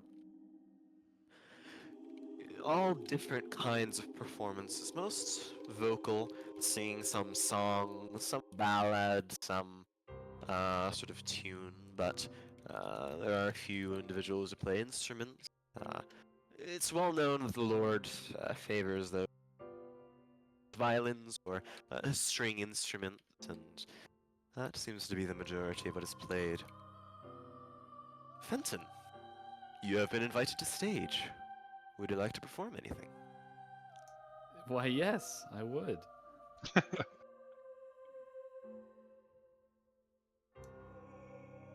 Yeah, Fenton hops up on stage, and I think his poncho that he wears is not unelegant, but it's not quite right for such a fine venue. It's very bright, and so is Fenton's energy. As he goes up on stage, has his lute out, has his pan flute out, and addresses those gathered here in the opera hall. Greetings, New Skylax. Greetings, Curis Mangrove. It's a pleasure to be here. I am Fenton Tenobo, son of Obi Dis's own Kenyan Tenobo. And tonight I bring a song that I know to be a favorite of one of those in attendance tonight. And say, Baron, it is a pleasure to see you again. Now, it may be news to you, but this song is in fact a song I wrote myself, and I hope that the performance is enough to convince you of such. And a little context, there's a song Fenton wrote a few years back that was stolen by one of the Bloody Baron's own bards, who presented it to the Baron as his own. And the song became one of the Baron's favorites. It's got fairly widely disseminated throughout Obidus and some of the rest of New Kylax. And that is what I will perform. So Fenton begins emphatically stomping his foot, a much more rowdy rhythm than I think has been presented so far in this fine opera hall, but urging the crowd to stomp along. And then the song begins with a quick melody on the pan flute until the lute comes in. And then Fenton echoes the melody from the pan flute vocally and sings of the follies of the citizens of the Ochre Kingdom. And then the next verse calls out the self-called the lords of the Ochre Kingdom. And the song continues in that way with a pan flute section followed by a vocal echo that builds and essentially amounts to a rowdy musical middle finger to Amadeus himself. The announcement that you are the son of Kenyan Tenobo is met with a rather large between the crowd. This is a crowd that knows music and the music of New Kylax, and this is not a trivial thing you have said. But when you say that the Bloody Baron, one of his musicians, stole one of the songs from you that the Baron enjoys, you can I see don't him. call it out specifically, but I do suggest as much. You can see him sort of lean forward with a very interesting gleam in his eye. He has no ill will against you. Roll me an insight check. Sure. You can see him make a very familiar reach to his saber, one indicative of him thinking of exactly who he's going to duel once he discovers who stole it. But your performance goes well. Give me a performance check. Okay. Straight? I'm scared. Yeah. Okay. Dice. Let's go. Yes! Yes! Let's go! Excellent performance. It is a flawless one. When you finish, there is a standing ovation, clearly the highlight of the night for most individuals, at this song. You know that Amadeus is very unpopular of the citizens of New Kylax. Reed, you mentioned if there's an old Kylax. There is indeed. Kylax was one of the three sons of Amadeus, who was given the territories of the southern portions of the Ochre Kingdom upon Amadeus sort of forming the Ochre Kingdom itself. While Amadeus would rule over Helm, by far and beyond the largest city in the Stained Glass Lands, the sons of his would rule over his individual territory. Kylax himself was the youngest, and was truly a red dragonborn by nature. He was known for being frivolous, for being greedy, for being altogether a horrible person, but wealthy. And he enjoyed the wealthy. He essentially made it so that the laws in his own pocket of the Ochre Kingdom favored the nobility to an incredible degree. He concentrated almost all of the nobility to Kylax itself. Things went wrong in the Ochre Kingdom after death. Upon his resurrection, most of the wealth was still concentrated in Kylax, and Amadeus, the undead king, now wanting to reclaim his territories that had splintered, essentially drove downwards to take over Kylax. The nobles fled, and it was the love for music, for entertainment, for richness, for wine, that formed the basis of the culture of New Kylax today. It is a very popular song that is very relevant in the current company. And once the performance dies down, you can hear the sort of voice of the butler mention, you know, high praises for Fenton Tenebo. And you can see him disappear towards one of the balconies and alcoves up above, and have a conversation or two with some of the people up there.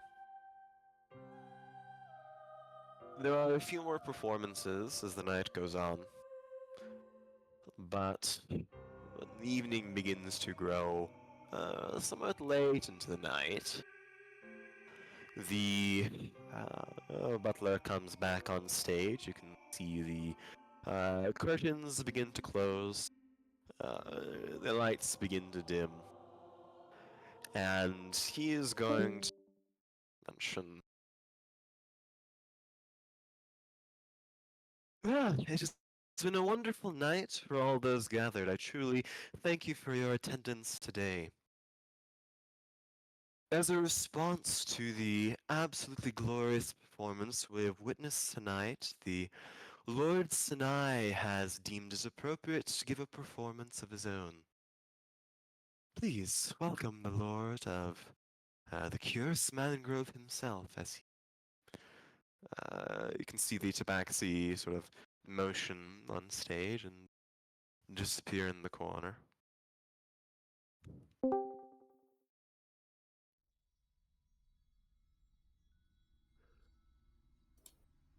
There is a song that emerges from behind the curtain.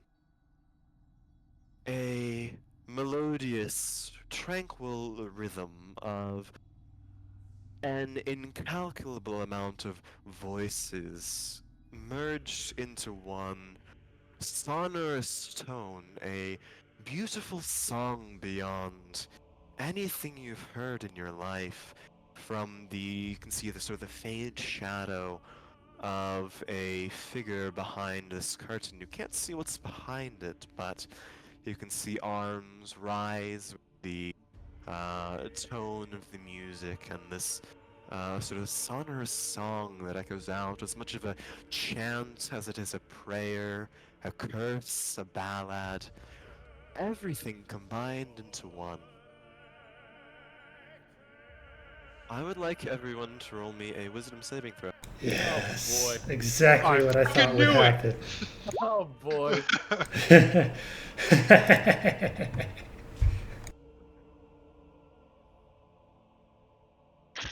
Oh, The poor dice are not Foshka. kind to me tonight. And we are going to pick up next time.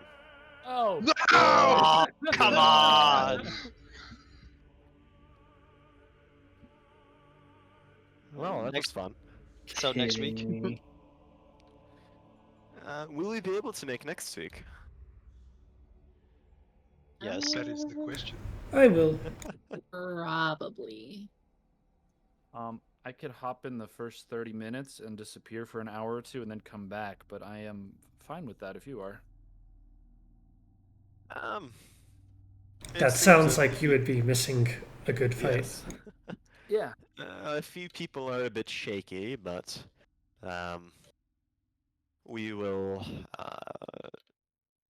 I'll send out a form with potential times that other people can make, and we'll go from there. But as of now, no schedule planned next week, or no session planned next week, unfortunately. Damn it. Is it We'll see how good things to end the recording here? It is good to end the recording, yes.